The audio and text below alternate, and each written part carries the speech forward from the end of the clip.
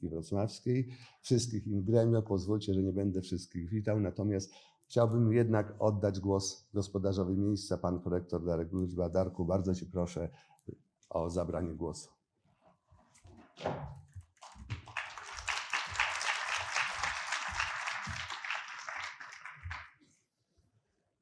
Dzień dobry Państwu. Chciałem przede wszystkim Państwa niezwykle serdecznie powitać w murach Politechniki Wrocławskiej. I to, co jest najważniejsze dla Politechniki Wrocławskiej, to organizować spotkania, wprowadzać atmosferę życzliwości i wzajemnej współpracy.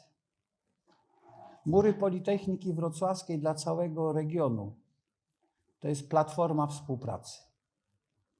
Nie uzurpujemy sobie własności do niczego, natomiast organizujemy te wszystkie platformy dla państwa po to, żeby zmieniać świat.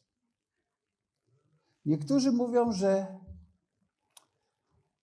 uczelnie są po to, żeby tworzyć pomysły. I rzeczywiście są miejscem chyba najciekawszych pomysłów. Problem uczelni polega na tym, że żeby zmienić świat, trzeba z pomysłu dojść do wdrożenia. Ta droga niestety jest długa i ona wymaga współpracy zewnętrznego środowiska. I to spotkanie, ta pierwsza konferencja Cyber Trust, w mojej opinii, jest tą pierwszą platformą z obszaru cyberbezpieczeństwa, którą Politechnika organizuje dla naszych pracowników, naszych studentów, ale również i przede wszystkim dla państwa. Chciałem powiedzieć jeszcze jedną rzecz. Po pierwsze, życzę Państwu owocnych obrad, poznania nowych, dotychczas dla Państwa może nieznanych aspektów tych zagadnień, życzliwości i poznania tych osób, z którymi byście Państwo widzieli możliwość dalszej współpracy. I mam jeszcze jedną taką nadzieję. To, co pan profesor Więckowski powiedział, to jest pierwsza konferencja.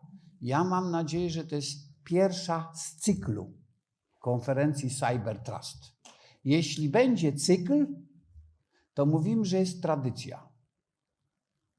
A tylko rzeczy dobre obrastają w tradycję. Ja mam nadzieję, że to też stanie się tradycją. Wszystkiego najlepszego.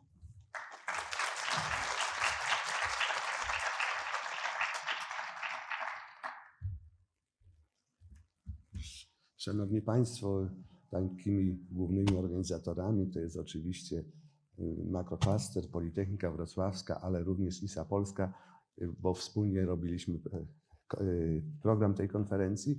Natomiast inicjatorem Makroklastera, tak jak powiedziałem, był marszałek województwa dolnośląskiego Cezary Przybylski. Bardzo proszę pana marszałka o zabranie głosu. Bardzo proszę.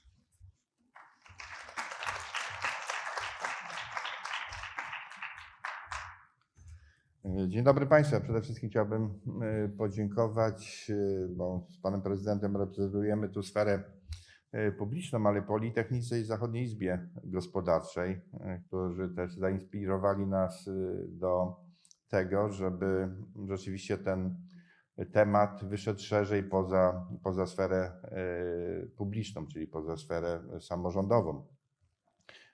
Dolny Śląsk jako ten jeden z najdynamiczniej rozwijających się regionów też z jednej strony chwała nam, bo dzięki pracy, pomysłom, inwencjom Dolnoślązaków nasza pozycja jest wysoka, ale to też powoduje, że tam, gdzie jest ogromny rozwój, gdzie są nowe technologie, bo trudno sobie wyobrazić dzisiaj życie bez korzystania z cyberprzestrzeni, tam również są i zagrożenia. To cała sfera, można powiedzieć, grup przestępczych, którzy zajmuje się tym, żeby te dane, które są w cyberprzestrzeni, żeby je wykorzystywać do różnych celów. I to jest kwestia też zabezpieczeń w samych instytucjach, ale niezwykle ważna jest również świadomość mieszkańców Dolnego Śląska, mieszkańców, obywateli, jak przed tymi zagrożeniami się bronić. I ten cykl, o którym mówił i pan rektor, to właśnie też temu służy. To są pewne zaawansowane technologie i część z Państwa na pewno lepiej na ten temat i więcej wie jak my, politycy. Stąd cieszę się ogromnie, że ta platforma to jest spotkanie właśnie wybitnych ekspertów, jeżeli chodzi o kwestie związane z IT, z cyberprzestrzenią, ale również i tych, którzy odpowiadają za bezpieczeństwo, bo w przypadku samorządów są to również dane wrażliwe, które są przecież w naszych szpitalach. Wszystkie te dane teleadresowe, które są w naszych urzędach, czy to urzędach gminnych, miejskich, powiatowych, czy w urzędzie marszałkowskim. Ale to też kwestia inwestorów, którzy, jeżeli mają świadomość tego, że na danym regionie, w danym mieście ogromną wagę przywiązuje się do bezpieczeństwa, to łatwiej zdecydować się na to, żeby przyjść i inwestować na tym terenie. Ja życzę Państwu, żeby ta dzisiejsza pierwsza konferencja, ale wszystkie również następne spełniły Państwa oczekiwanie. Jestem też głęboko przekonanym, że będzie ożywiona dyskusja, bo tam, gdzie są kompetencje, to każdy ma swój pomysł na rozwiązanie problemu. I tylko w takiej dyskusji wykluwają się bardzo dobre rzeczy. Jestem głęboko przekonany o tym, że po cyklu tych konferencji znajdziemy się w całkiem innym miejscu pożądanym, jeżeli chodzi o cyberbezpieczeństwo. Życzę owocnych obrad.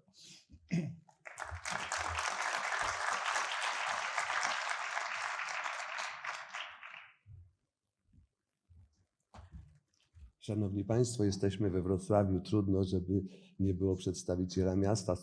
Politechnika zawsze otwarta jest na współpracę z miastem, dlatego poproszę tutaj wiceprezydenta Jakuba Mazura. Bardzo proszę. Dzień dobry, panie profesorze, bardzo dziękuję za zaproszenie. Szanowni Państwo, panie marszałku, panie prezesie, panie rektorze oczywiście w tej kolejności, wszyscy szanowni goście, przyjaciele. Dziękując za zaproszenie, zacznę od cytatu guru, takiego trochę guru cyberbezpieczeństwa, ale też hakera, w zależności kto go ocenia i kto jak patrzy. Mówię o Bruce'ie Steinerze, który generalnie w swoim wielokrotnym wystąpieniu powiedział, że amatorzy hakują systemy, a profesjonaliści hakują ludzi. I tutaj chciałem niski pokłon złożyć właśnie Tadeuszowi Więckowskiemu za to, że jako profesor, jako były rektor zaczął wspólnie z panami rektorami tę inicjatywę, a ten biznesowy sznyt tutaj pan prezes Grzegorz Dzik jako przewodniczący i prezes również Zachodniej Izby Gospodarczej pozwolił dać temu taką realną wartość.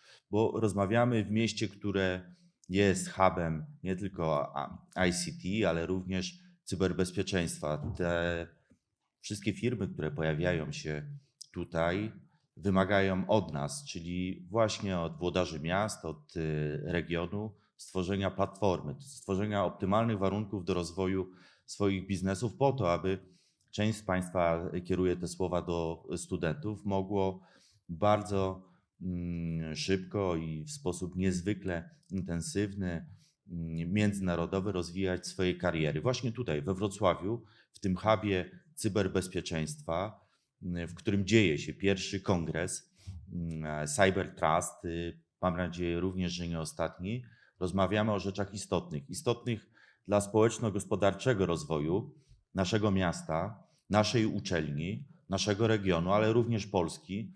Chciałem Państwu też uzmysłowić, że jednym z hubów cyberbezpieczeństwa, takim ogólnopolskim, właśnie z inicjatywy Komendy Głównej Policji, jest Wrocław.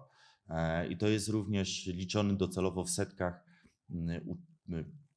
oficerów, specjalistów, którzy będą dbali nad tym takim bezpieczeństwem każdego dnia, nas jako użytkowników. No i właśnie to jest istota, że tworzymy ekosystem, który jak ta kula śnieżna pozwala inwestorom i tym regionalnym, i tym, którzy właściwie budowali swoje biznesy przez kilkanaście albo kilkadziesiąt ostatnich lat we Wrocławiu, rozwijać się w sposób piękny i pełny, ale również, jak wszyscy doskonale Państwo wiecie, to Wrocław jest tym takim hubem nie tylko tak zwaną Doliną Krzemową. Dolina Krzemowa jest jedna. My jesteśmy wrocławską Doliną Krzemową, która pozwala nam również na cyfryzację naszego życia, naszych biznesów, naszych procesów, które w sposób niezwykle intensywny, o czym mówił również pan marszałek w ujęciu regionu, pozwala rozwijać się naszemu miastu jako stolicy regionu. Dziękując wszystkim zebranym, chciałem zacząć może od pierwszego wykładu. Kilka miesięcy temu mieliśmy ONZ-owski taki szczyt informatyczny i tam usłyszałem taką lekcję odnośnie hasła, czyli cyberbezpieczeństwa poniekąd, jednego z elementów, które dotyczy chyba nas wszystkich. Hasło jest jak bielizna. Nie chcemy, żeby ktoś to oglądał. Powinniśmy to zmieniać jak najczęściej. No i oczywiście nie powinniśmy się tym z nikim dzielić. Dziękuję Państwu. Życzę udanych obrad.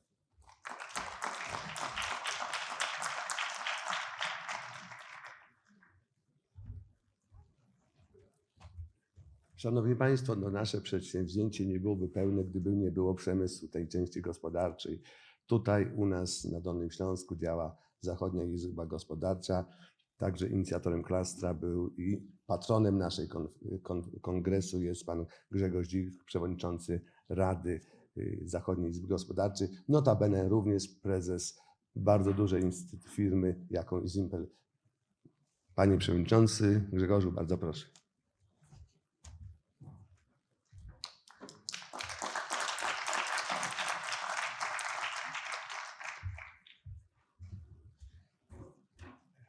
Witam Państwa bardzo serdecznie. Witam profesjonalistów, pasjonatów cyberbezpieczeństwa. Witam studentów, bo przecież Państwo za niedługi czas wejdziecie na rynek pracy, a głównym problemem tego obszaru, potwierdzanym przez profesjonalistów, są braki kadrowe i wiedza. To jest nowy obszar, szybko się budujący wraz z potrzebą, jaką buduje nam świat.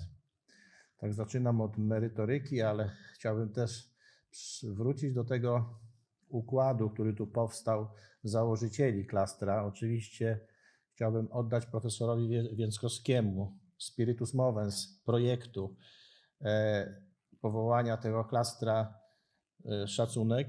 Natomiast niezwykle ważny jest ten układ, że największa uczelnia techniczna na Dolnym Śląsku bierze na siebie ten ciężar. Trzeba pamiętać, że na tej uczelni znajduje się też największy wydział informatyczny w Polsce, prawie 5000 studentów, więc to jest piękne zaplecze, żeby rozwijać ten klaster właśnie w oparciu o naukę, o wsparcie Politechniki Wrocławskiej. Tutaj jego magnificencja profesor Arkadiusz Wójs na pewno bardzo przykłada wagę, żeby ta relacja między uczelnią a biznesem cały czas rosła. Zazwyczaj w rozmowach o tym, często w tych rozmowach do tego wracamy.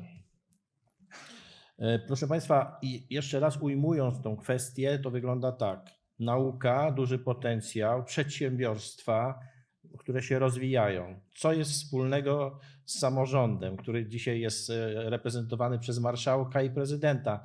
Po prostu możemy liczyć na marszałka jako zawsze i w ogóle na samorząd jako tą grupę partnerską, która może pomagać nam zdobywać środki do różnych projektów. To jest niesamowite. A z drugiej strony, proszę Państwa, strona publiczna się bardzo cyfryzuje i z każdym dniem właściwie przyspiesza się ta cyfryzacja. Jest jej coraz więcej tego obszaru cyfrowego w sferze publicznej. Dlatego mówimy o bezpieczeństwie i technologiach w sferze publicznej. Z drugiej strony ten impuls pandemiczny ogromnie zaraził przedsiębiorstwa. Przyspieszenie w cyfryzacji przedsiębiorstw następuje gwałtownie. U nas też dane stają się podstawowymi, jak chodzi o podejmowanie decyzji, właściwych wyborów i tak dalej.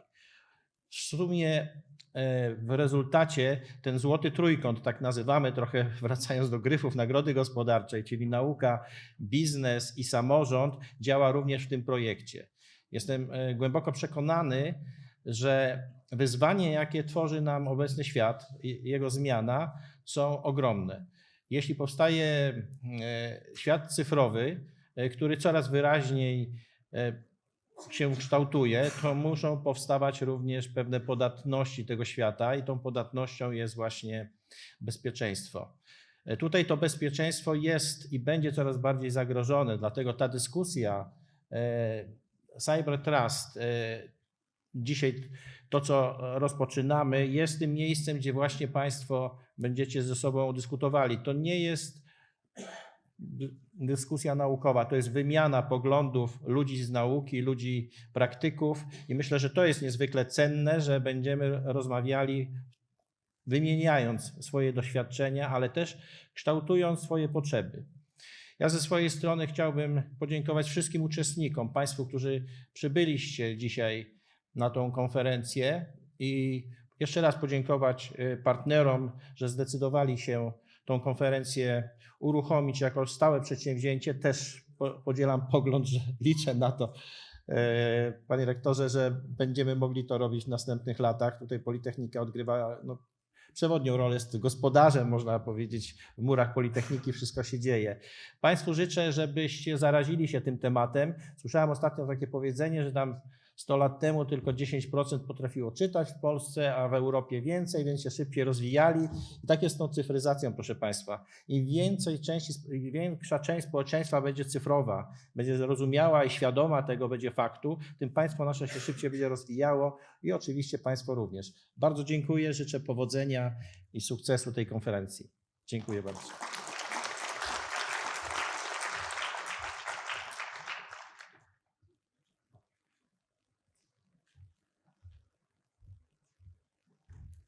Szanowni Państwo, myślałem, że po tych głównych przemówieniach powitam jedną szczególną grupę, ale skoro pan Grzegorz Dzik o tym wspomniał, notabene jest przewodniczącym Rady Uczelni naszej Politechniki, mamy tutaj dużą grupę studentów, którzy wybrali kierunek kształcenia cyberbezpieczeństwo, a Politechnika jest pierwszą uczelnią w Polsce, która taki kierunek po prostu uruchomiła. Także bardzo się cieszę, że to są z nami studenci. Powitajmy ich brawami, naprawdę to jest duża sprawa.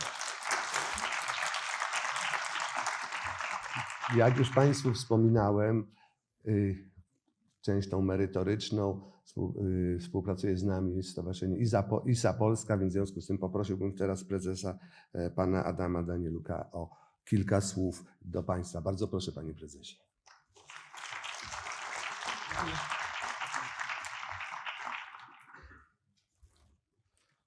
Witam Państwa. Ja bym poprosił jeszcze tutaj ze mną Łukasza Guździoła. Proszę Państwa, ja zrobię takie krótkie, szybkie ćwiczenie. Kto jest członkiem ISA Polska? Oprócz mnie i Łukasza. Fajnie? Przynajmniej nie zero. To znaczy, że mamy jeszcze duże pole do tego, żeby wspólnie budować tą wiedzę i doświadczenie związane z cyberbezpieczeństwem. Moi drodzy, czym jest Stowarzyszenie ISA Polska? No, jesteśmy stowarzyszeniem, które działa od ponad 17 lat w tym obszarze. Jeszcze zanim cyberbezpieczeństwo było modne i było w ogóle jakimś pojęciem. Mówiło się wtedy bezpieczeństwo informacji, może mniej sexy, ale w sumie niewiele się zmieniło. Jest bardziej fajnie, no bo jest cyber i teraz wszystko jest cyfrowe i wszyscy, że tak powiem, chcą się zajmować cyberbezpieczeństwem.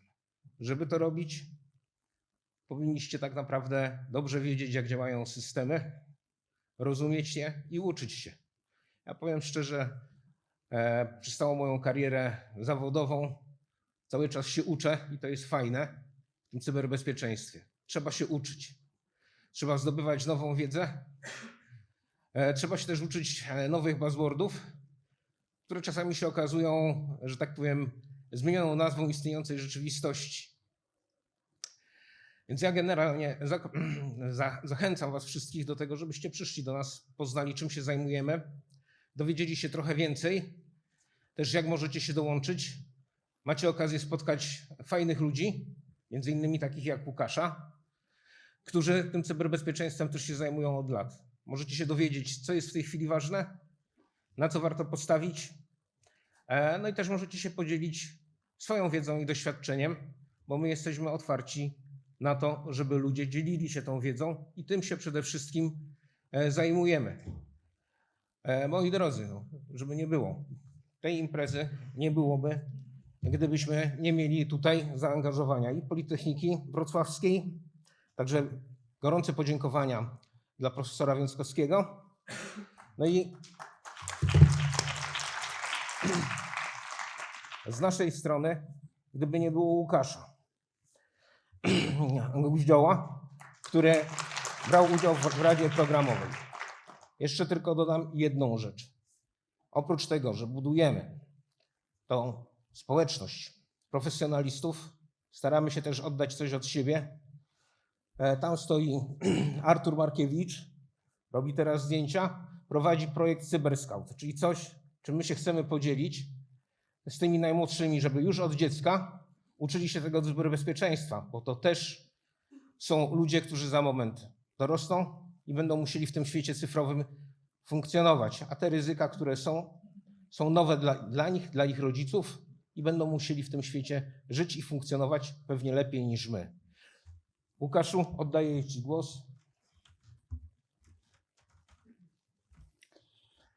Dziękuję bardzo, Adamie.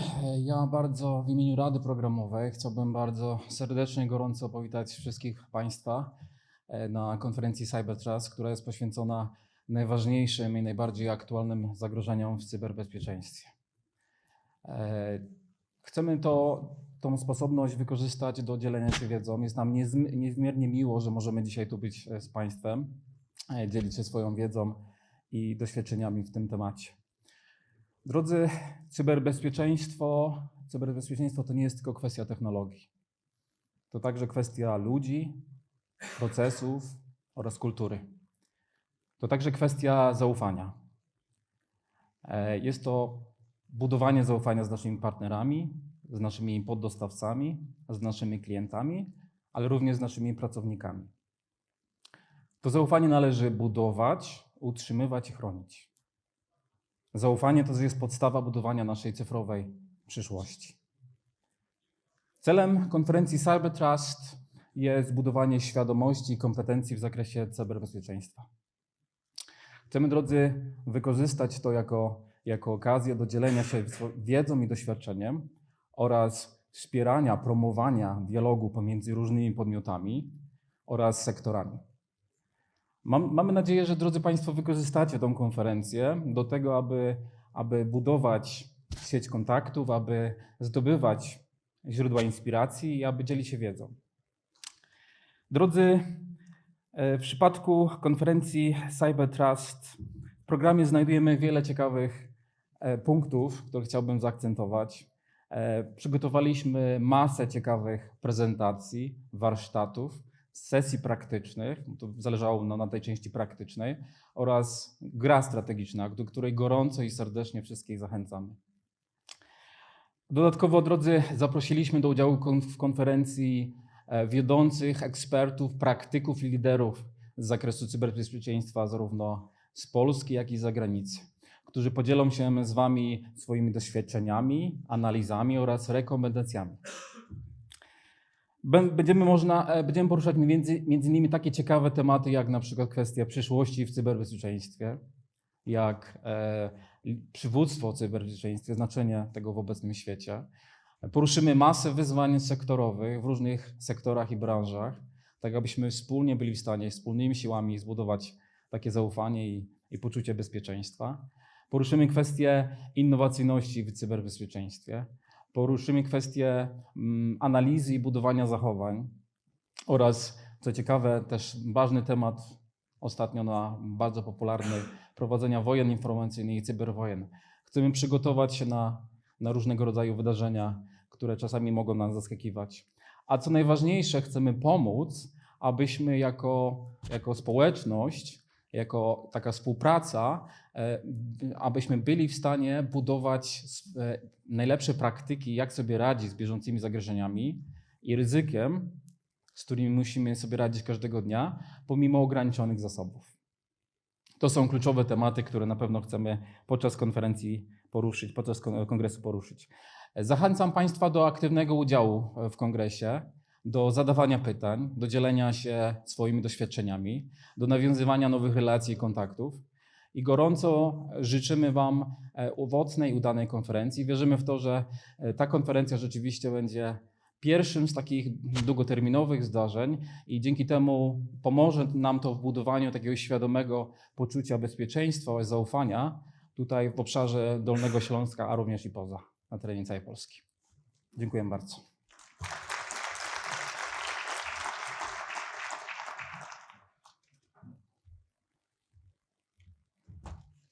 Dziękuję bardzo. Szanowni Państwo, chciałbym podziękować całemu komitetowi programowemu, bo to są przedstawiciele różnych firm, którzy brali udział. Nasi członkowie, nasi partnerzy w makroklasce, to była grupa ekspertów, których program rodził się w dużych, że tak powiem, zagorzałych dyskusjach. I dzięki temu może to, co Pan Przewodniczący Komitetu Programowego powiedział, jest tak interesujący i ciekawy. Tutaj padło pytanie, czy ta konferencja będzie konferencją cykliczną. Ja powiem inaczej, my nie mamy żadnego wyboru. Wyzwania, które stoją przed nami w zakresie my tych wszystkich wyzwań jeszcze nie znamy. One będą się pojawiały z czasem, nowe wyzwania, trzeba będzie je rozwiązywać i ta konferencja, ten kongres, przepraszam, użyję już poprawnej nazwy, kongres będzie kontynuowany. Chcemy to, żeby to było przedsięwzięcie cykliczne. Najtrudniej jest zrobić pierwszy kongres. Ja nie jestem upoważniony przez pana rektora, ale jeżeli chodzi o cyberbezpieczeństwo i te tak zwane zaufane systemy, Politechnika w tym zakresie robi, powiem w ten sposób, potężny krok do przodu. I myślę, że w niedługim czasie już osobiście nasz rektor Wójs o tym po prostu powie, a to są przedsięwzięcia naprawdę nietuzinkowe, które rozpoczęliśmy, trzeba przyznać, że rozpoczęliśmy. Myślę, że pierwszym takim będzie na Senacie powołanie w grudniu. Darku, myślę, że mogę powiedzieć nazwę. Będzie Centrum Zaufanych Systemów Informacyjnych i Telekomunikacyjnych. Duże przedsięwzięcie, bardzo duże, obejmujące duży obszar, w tym również wszystkie wyzwania związane z cyberbezpieczeństwem i sztuczną inteligencją. Szanowni Państwo, dziękuję za tą część pierwszą.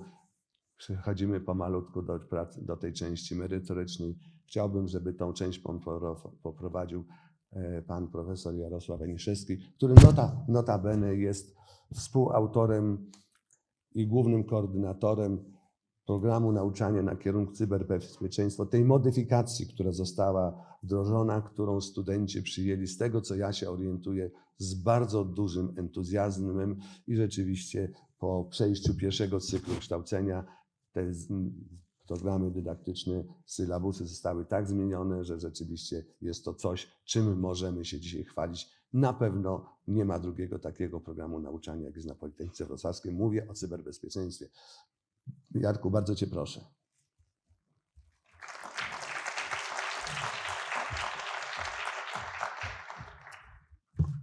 Panie rektorze, panie profesorze, witam szanownych państwa. Będę, jak profesor powiedział, prowadził te części wspólne, plenarne. No, wydaje się, że czuję się wywołany do tablicy pod hasłem program. To oczywiście praca wielu ludzi, specjalistów, a oczywiście to koresponduje z tym, o czym była mowa wcześniej, że wszystko się bardzo zmienia i po pierwszym cyklu kształcenia zmodyfikowaliśmy program, bo taka była potrzeba i myślę, że on będzie cały czas modyfikowany i dopasowany do potrzeb tego, co będzie działo się na rynku. Będę, tak jak powiedziałem, będę z Państwem na wszystkich sesjach plenarnych i pierwsza rzecz to najpierw może komunikat, który kompletnie jest z boku, ktoś zgubił telefon, w recepcji jest, jakby ktoś szukał, to pierwsza rzecz. Druga rzecz z takich organizacyjnych rzeczy to wykłady. Dzisiaj będą te plenarne w języku angielskim, jutro też w sesji plenarnej będzie wykład w języku angielskim. Ci z Państwa, którzy chcieliby skorzystać z tłumaczenia, przed salą jest pani, która wypożycza urządzenia, przez które można uzyskać tłumaczenia z angielskiego na polski. To jest ta rzecz. Teraz, proszę Państwa, ta sesja poranna dzisiaj wygląda w ten sposób, że w ciągu najbliższej godziny mamy przed sobą referat plenarny, a później dyskusję plenarną, później przerwa kawowa, po niej drugi referat, a później przerwa obiadowa, w czasie której zostanie ta sala przeorganizowana na 3 sale mniejsze, gdzie zaczną się te workshopowe zajęcia. Myślę, że to, o czym mówił pan Łukasz Guździoł, to bardzo ważne, że oprócz tego, że będą prezentacje, że będzie mowa, będą dyskusje, będą przedstawiane różne problemy, to będą również zajęcia praktyczne. Bardzo zachęcamy do tego, żeby brać w nich udział, bo możecie Państwo skorzystać z naszych laboratoriów. Będzie ta gra strategiczna bardzo ciekawa. Myślę, że to unikalna sprawa, że można sobie nie tylko posłuchać, ale też pewne rzeczy zrobić, wymienić doświadczenie na bieżąco przy realizowaniu konkretnych zadań. Zapraszam serdecznie. No, w takim razie po tym wstępie, proszę Państwa, no, pierwszy referat plenarny. Liczę, że ktoś mnie wesprze. Już mamy prelegenta? Nie mamy jeszcze. To ja jeszcze, jak w telewizji będę owijał.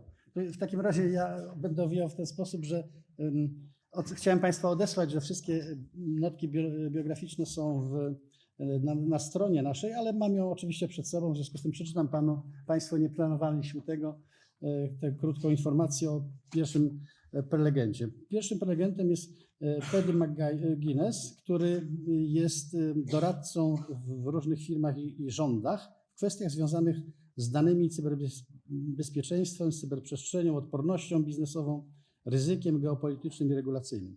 W latach 2014-18 był zastępcą brytyjskiego doradcy do spraw bezpieczeństwa narodowego, do spraw wywiadu, bezpieczeństwa i odporności. Doradzał dwóm kolejnym premierom w zakresie polityki bezpieczeństwa wewnętrznego Wielkiej Brytanii. To doradztwo obejmowało krajową ocenę ryzyka, zdolność Wielkiej Brytanii do reagowania na wszystkie niebezpieczeństwa i zagrożenia oraz odzyskiwania sprawności po ich wystąpieniu. Czyli takie klasyczne zadania, które stoją przed tymi wszystkimi, którzy zajmują się cyberbezpieczeństwem. W ramach prywatnej praktyki nasz prelegent wspierał i doradzał klientom na całym świecie w zakresie oprogramowania, ransomware, utraty danych i podatności produktów. Jest inwestorem i założycielem Oxford Digital Health and Venary Security oraz doradza wielu firmom zajmującym się cyberbezpieczeństwem. Good morning, Mr. McGuinness. Do you hear me? Good morning. Good morning. Good morning, Okay. very clearly. Can you hear me? Nice, we hear you. The floor is yours. You have 25 minutes because I would like to have 5 minutes for 1 or 2 questions at the end, okay?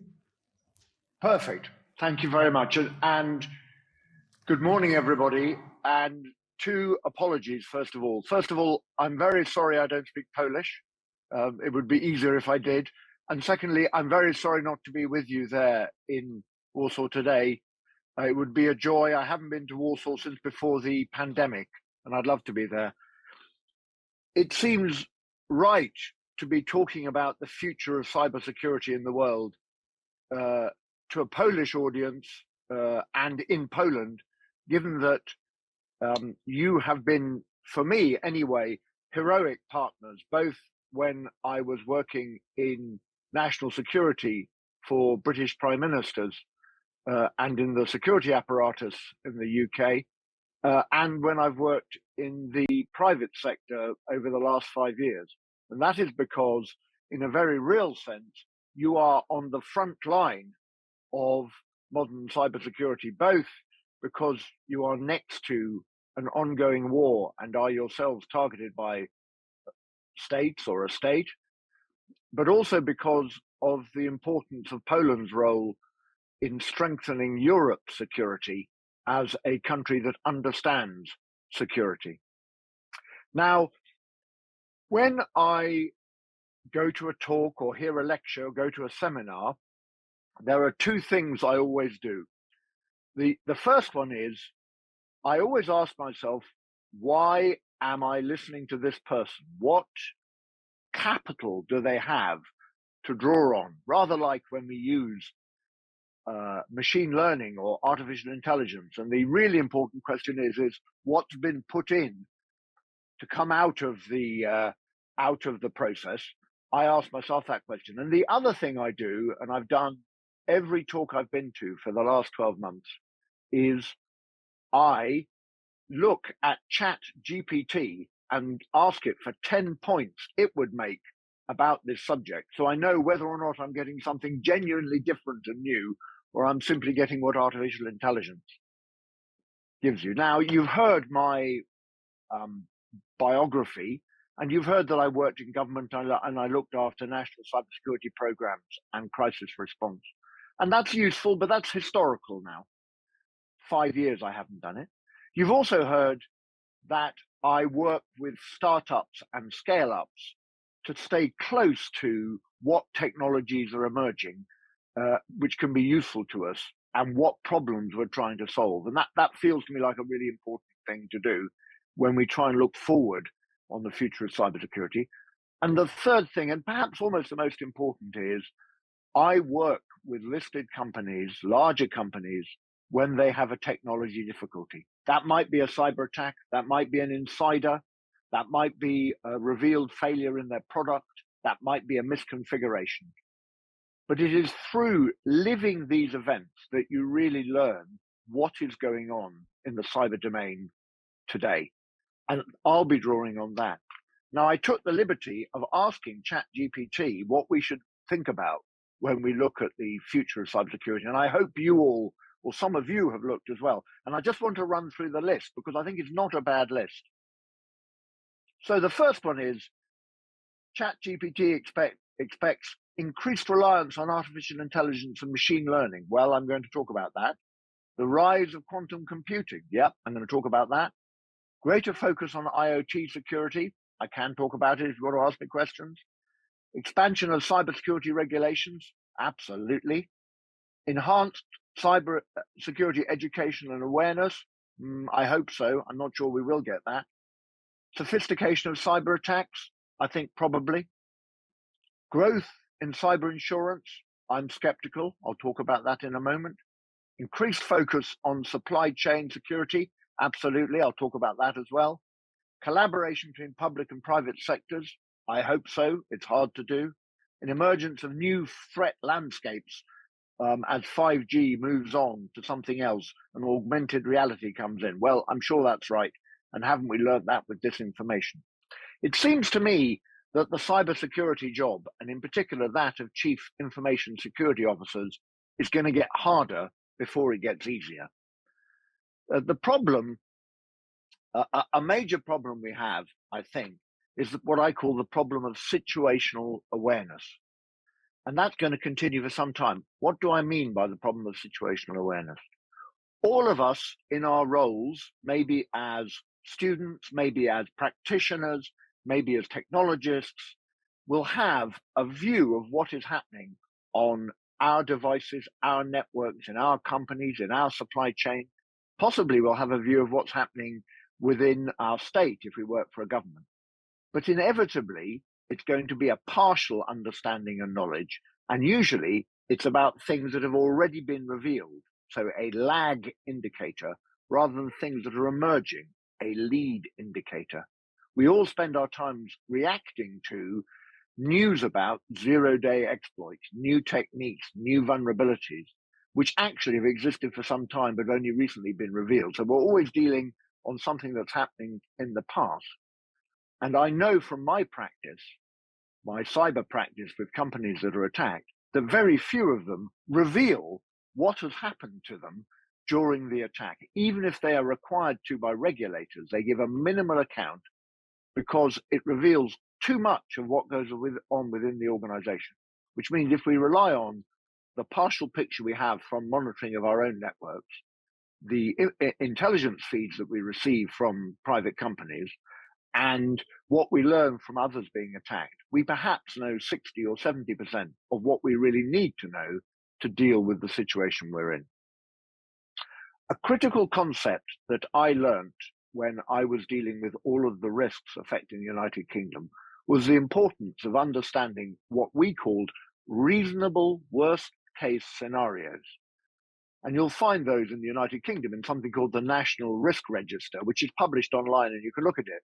And it captures all of the risks affecting the UK, including those in the digital, in the cyber domain. And it's a very high level document, but the critical point is we try to cover every eventuality.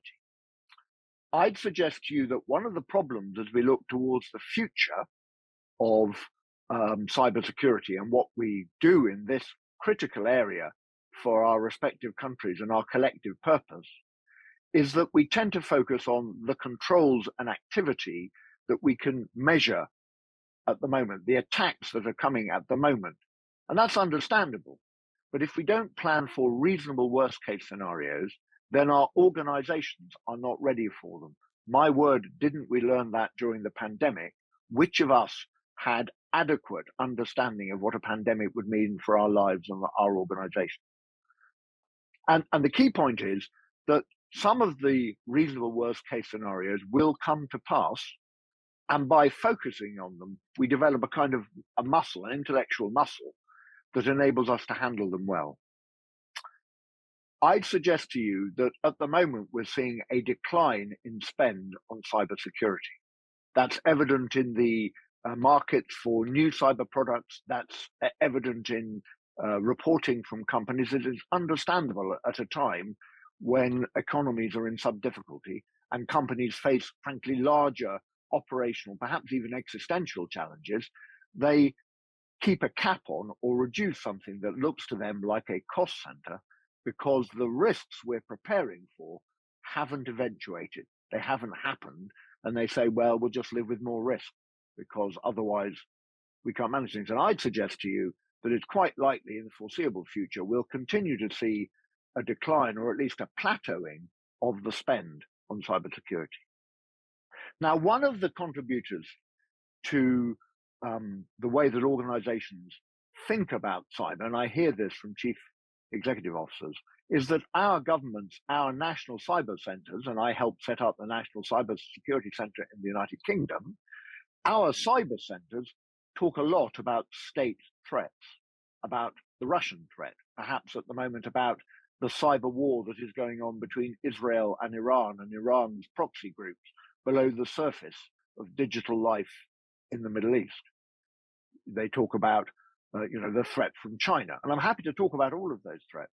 But a critical point is, and I know from my own experience of helping to manage Britain's offensive cyber capability, is that states have not yet used their highest grade cyber capability because it's military grade, and to use it would be an act of war and incur risk, geopolitical risk to them. So they don't use it, which means that whilst it's right to be warned about state threats, they don't eventuate, they don't happen to us, and it's hard, therefore, to justify the high level of spend you need to deal with a state actor.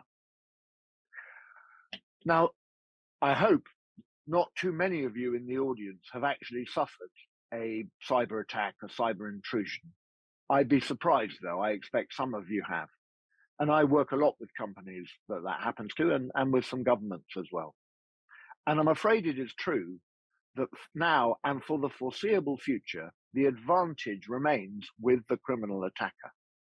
There's no effective law enforcement response to the techniques that, let's say, ransomware groups are using, to the way in which they move their money, to the way in which they organize themselves as more or less small companies to attack us. And our attack surface remains extremely vulnerable, in particular, our susceptibility to social engineering the vulnerability of the networks, of our supply chain, of our legacy systems, and indeed our vulnerability to state-grade attacks if they get into the hands of criminals. So, to my mind, if I look to the future, we're going to be dealing with this criminal threat that we deal with at the moment that is so prevalent in Europe, United States, United Kingdom. Such a flood of ransomware attacks. And when I say ransomware, I mean the full range of things that criminal groups do, including the stealing of data, its publishing online, blackmailing of individuals because of sensitive data that's been stolen, etc., etc., etc. And to my mind, that means another truth for the future is that we're going to continue to see a proliferation of regulation and of complex regulation. What I see in my cyber practice is direct cyber regulation, and of course we've had that in Europe in the recent past, and more is planned. And we have it in the United Kingdom, we have it in China to a very high degree, and in the United States in the Congress. There's any amount of legislation coming through. But also there's really interesting regulation by non-cyber bodies. By that I mean the SEC in the United States, or the FCA, or indeed pharmaceutical regulators or medical regulators, who have huge regulatory power and begin to suggest cyber solutions to those they regulate, even though they are not cyber bodies. And you see that extensively in the banking sector, particularly in the United States, where absolutely the Fed and the SEC have been suggesting to banks solutions they might run within their architectures and then withhold regulatory approval for things until they see that behavior being followed through in the organization. And then, of course, we have the quite extraordinary thing of the prosecution of the CISO at SolarWinds, who made a risk judgment, which now is considered to be potentially criminal. And all of that looks to me to make the CISO's life yet more difficult. I've been asked to talk a little bit about cyber insurance, and I do a lot of work with insurance. I'm on the board of the United Kingdom's counter-terrorism reinsurance pool. We also insure for terrorist use of cyber. And insurance is going to continue, I'm afraid, to be limited for the foreseeable future. It's going to cost more and give you less cover. And I think there are two reasons for that. Three reasons for it. One is that fact of the criminals continuing to have the advantage. But secondly, the really significant problem that there is a very poor correlation between the maturity frameworks that we all use in our organizations and our actual ability to withstand attack by the actors who can attack us at the moment. And that makes it very hard to insure us at a reasonable price. And then thirdly, and critically to my mind, there is a fundamental problem in the insurance market, and that is that there is insufficient reinsurance to cover the likely claims if there were a systemic event in any major modern economy, let's say in Poland or the United Kingdom, or really any of the larger European member states, and certainly the United States. Were there to be a systemic cyber event, there simply, and all of the cover would call in, I think the market would disappear and there wouldn't be cyber available. And to my mind, that's most unfortunate, because cyber insurance is a driver for the services market that enables us to improve and to respond and to recover when there is an attack on our networks. Now, as you'd expect, I want to get into the technologies that are now so important. And it was interesting, wasn't it, that ChatGPT, the first thing it said is AI is going to become more important. I suppose that may be because it's owned by OpenAI and they want to market AI as being the coming thing. But I do genuinely think that artificial intelligence, we must talk about it, even though we must remain focused on our core disciplines if we are chief information security officers, if we are audit and risk overseers, chief information officers in organizations. It remains true that the fundamentals are the things that give us the ability to deal with these changing technologies. So I don't want to distract you. What I'm seeing at the moment is that artificial intelligence at the moment is an advantage to defense, is an advantage to security in the first instance. And I'm seeing it in the following ways. I'm seeing application developers developing applications in a very different way. I was talking to the chief risk officer of a major accounting software provider, global accounting software provider, including in Poland, but largely in the United States, the United Kingdom, and elsewhere, who was telling me that their development of application has been transformed by them acquiring a closed large language model that their developers are using. And at the beginning, the developers were simply, they'd loaded their previous development history into the model, and they were simply having written code asking, are there any issues with this? What could be improved? What would you do? But now, increasingly, they're inviting the LLM to write sections of code for them. And a couple of things, which they then check, and a couple of things result from that. First is that worry we've all had for a long time about the weakness of security, and in fact, just quality in the application layer is significantly reduced. That time, the time it takes to write an application is massively reduced. And that frankly, they rely less frequently on GitHub and therefore import far less third-party code into their writing of applications. And all of that is a great benefit to them internally, but also when they put it out into their market and it's being used by small and medium enterprises, it gives a much greater assurance.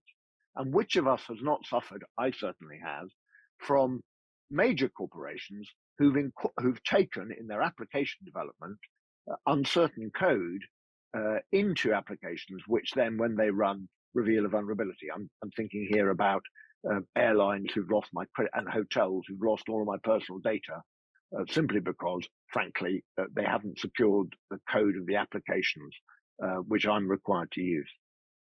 I also see a really remarkable improvement in supply chain management, where it is possible to know so much more and to process so much more about what is happening in your technology supply chain, so that you have a much deeper look down the supply chain and the possibility of understanding not just what's happening in your own networks, but also what's happening beyond. And that's leading to a fuller understanding for all of us, I think, of vulnerability, what I call revealed vulnerability. Now, one of the reasons I think the CISO job is going to continue to be hard and get harder is there's going to be an awful lot of revealed vulnerability as AI looks at the imperfect way in which systems and processes are running. Now, there's going to be some advantage to that, and I already see the way in which state exploits are being more effectively detected. And I've seen this in the Gulf states in the Middle East, and I'm seeing it now in Ukraine. Some really interesting work that's being done around these largely inactive state implants, so probably Iranian implants on networks in the Gulf, and certainly Russian implants on Ukrainian networks, where they don't beacon very often. And if you rely on spotting the beacon with an individual network, you don't get it. But if you can oversee multiple enterprises and see individual anomalies within them, but then see you have the same anomaly across multiple enterprises, you can identify these quite sophisticated state attacks. And that, to me, is a very, very interesting development. And then, for me, almost the most exciting and the cutting edge that I'm seeing, and I'm working on actually at the moment, is the way in which the ability of artificial intelligence to spot anomalies early, in particular, some of the underlying systems which support interactions between entities online, allows you to spot criminal tradecraft and spot it without being within the target network. And I won't say too much about it here, but some of the work that's going on around criminal use of domain names and other kind of core internet architecture is really interesting, the way that it illuminates criminal activity. But I have to say, I think we all have to be ready as we talk about artificial intelligence. We all have to be ready for an insecure application to be written by someone using, I don't know, ChatGPT's coding capability. Because we all know that into these large language models, particularly the public or internet-facing ones, is going all sorts of material, and there is no complete assurance that what you get out is going to be of adequate standard.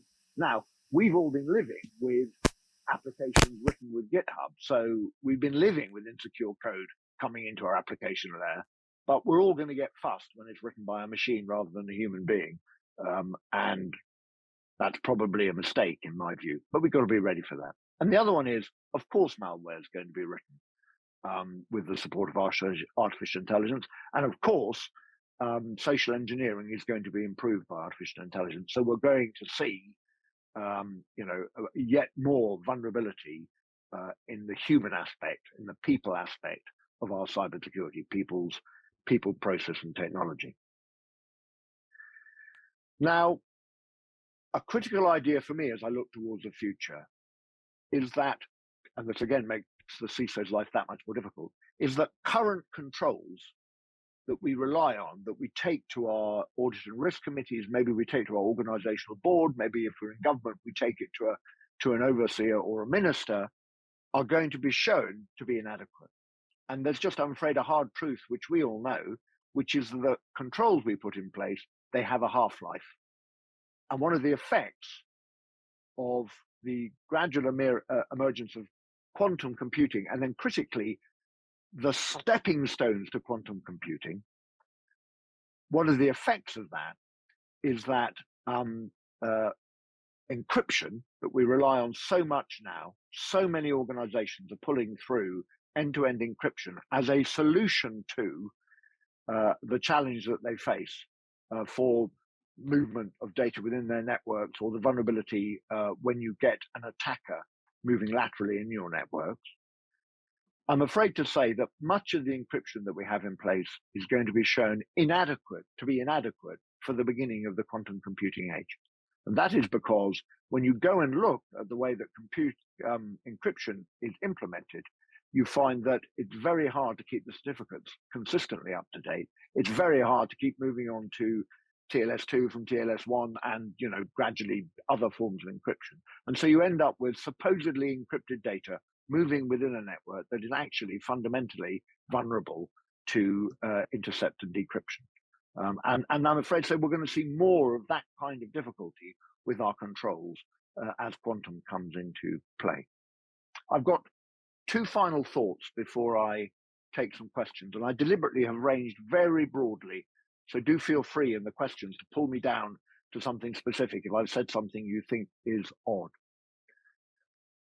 So the first one is, I think one of the lessons of the COVID period, and certainly of the last period, and I think of the war in Ukraine and the way in which major corporations made their contribution to the security of Ukraine almost before the tanks crossed the border, is there's an enormous value at a time of suppressed budgets to the role of the integrator.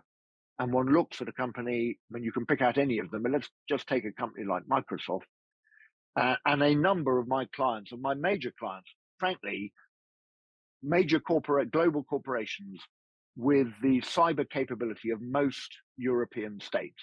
If one thinks of the really major banks, the really major energy companies, if you look at their spend, if you look at their networks and what they're doing and how they protect them, frankly, they have knowledge and capability alongside many states.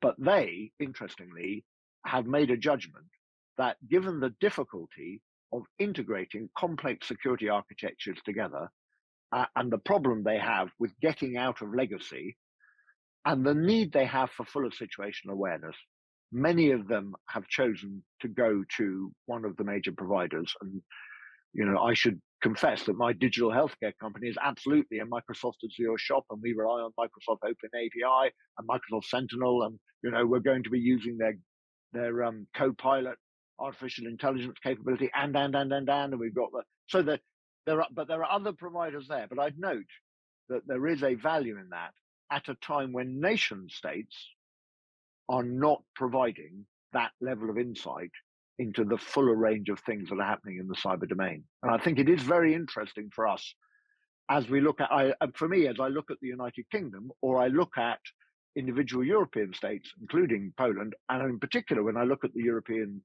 Union as someone who is Anglo-Irish, so I've got that kind of European foot, and I find myself looking at what happens in Brussels, and I think, actually, this isn't of the standard you'd expect, given what you can get out of Redmond in Seattle.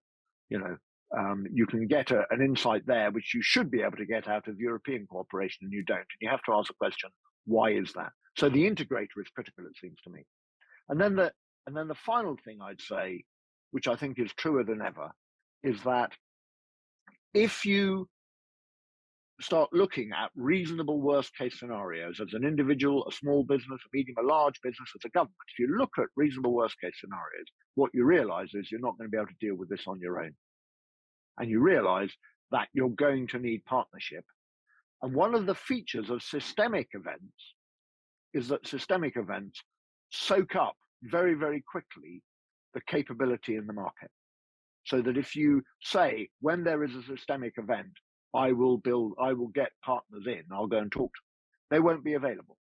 So I think if you do reasonable worst case scenarios, that tells you something about what you do currently in the domain, but it also tells you about which partnerships you cultivate, who you contract with for crisis, who you talk to, who you form a mutual pact with, because from my experience, even the largest companies, indeed, even nation states, can't do this stuff on their own. I'll stop there. I've ranged very broadly. I hope I haven't spoken too fast. And I'd be very happy to take some questions as suggested.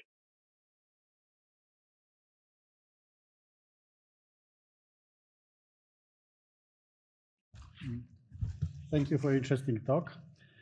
Thank you. As I mentioned before, there is a time for 1-2 questions. There is a microphones in the hall, and if somebody is interested, please hands up, and you will obtain the microphone. Please. Hello. Thanks, Barry, for awesome talk. I'm actually interested, you mentioned the maturity level of the organization, and we've been, like I'm from the human factors side, and we've been struggling with this for a long time. Culture, moving the security culture towards the kind of good maturity. But what would be your top 3 things you would do to get out of that reactive fighting the fires kind of culture? So I do the following 3 things, and I should stress you'll hear in this both governmental thinking and private sector thinking. So we have to be pessimistic about our ability to get human beings to do the right thing. And therefore, whenever there is a technology intervention you can make that reduces the ability of a human being to make the wrong choice, you should take it. And so in the United Kingdom, they've been working on active cyber defense. And that I sponsored that originally, which is done by the National Cybersecurity Centre. And that includes for government networks and for some critical national infrastructure networks, a pretty sophisticated kind of private sector provided domain name filtering. Now, got to be careful with domain name filtering because we don't want to be in democracies building the Great Firewall of China. But at the same time, on a network that is provided for a specific purpose, so imagine you're the water supplier, or you run nuclear power plants, or indeed you're the Department of Pensions, keeping people going, or the health sector, it is reasonable that there should be a suppressed ability to access erroneous domains. So that, I think, that's just an example, but technology interventions are to be constantly searched for and applied in networks that have anything other than a personal purpose or a research purpose, and even a research purpose. That'd be my first thing. The second thing is you've got to talk about it, and you've got to get people in to talk about it. I spend quite a lot of time talking about it. You've also got to show people,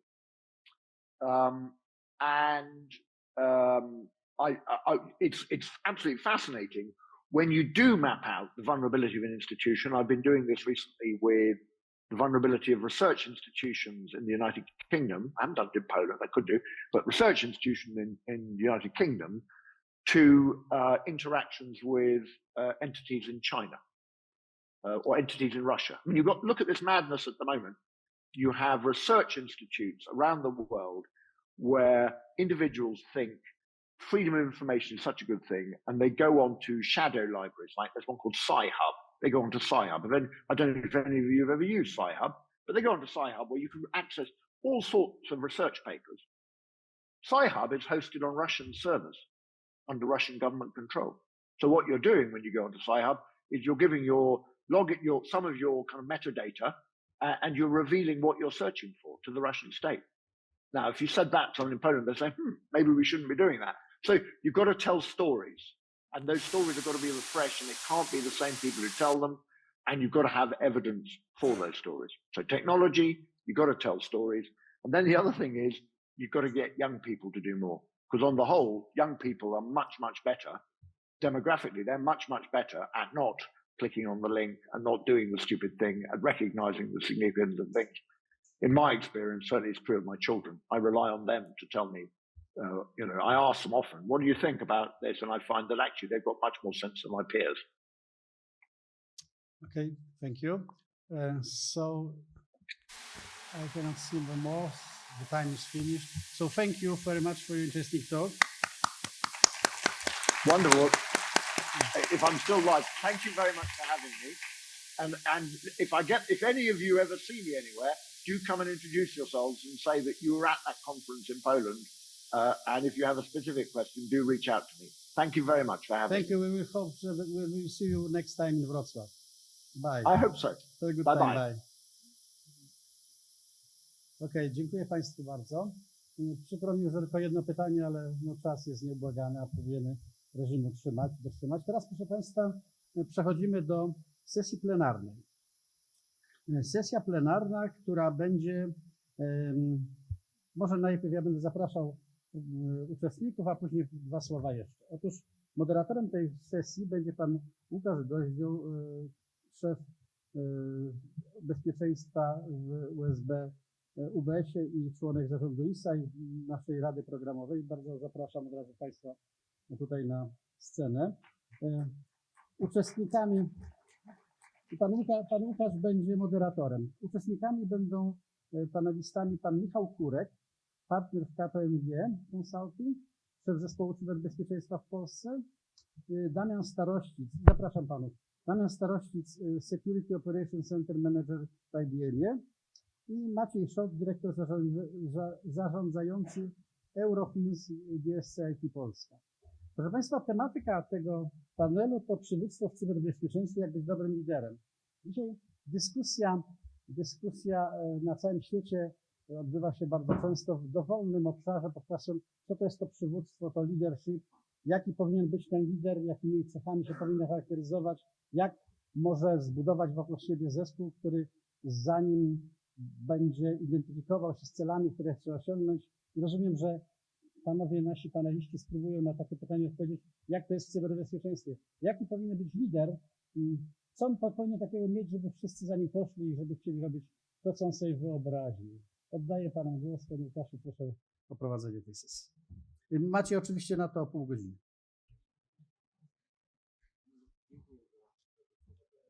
Nie wiem, czy już coś tam zaraz. Mikrofon na razie. Już będę. Chcę przekazywać. Już? Proszę próbować.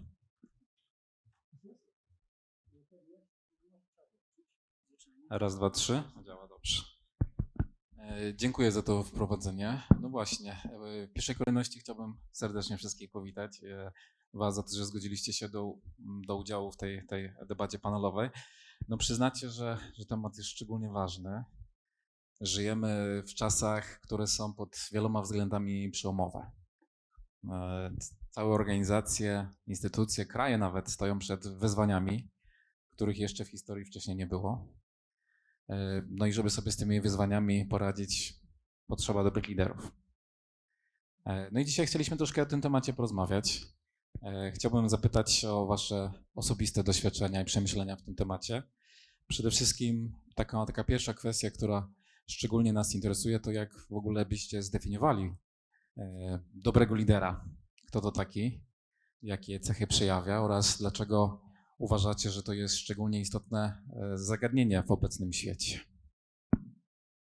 Zaczniemy od Michała.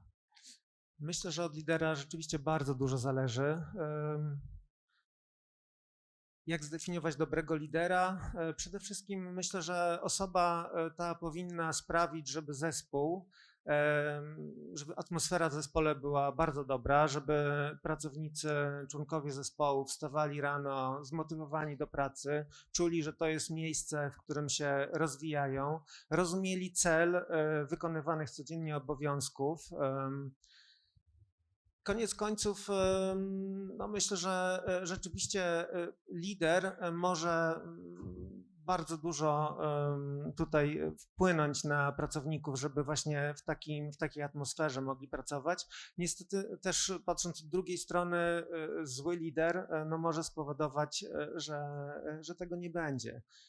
I budowanie zaufania, myślę, że to jest krytyczna rzecz, jeśli chodzi o zespoły bezpieczeństwa.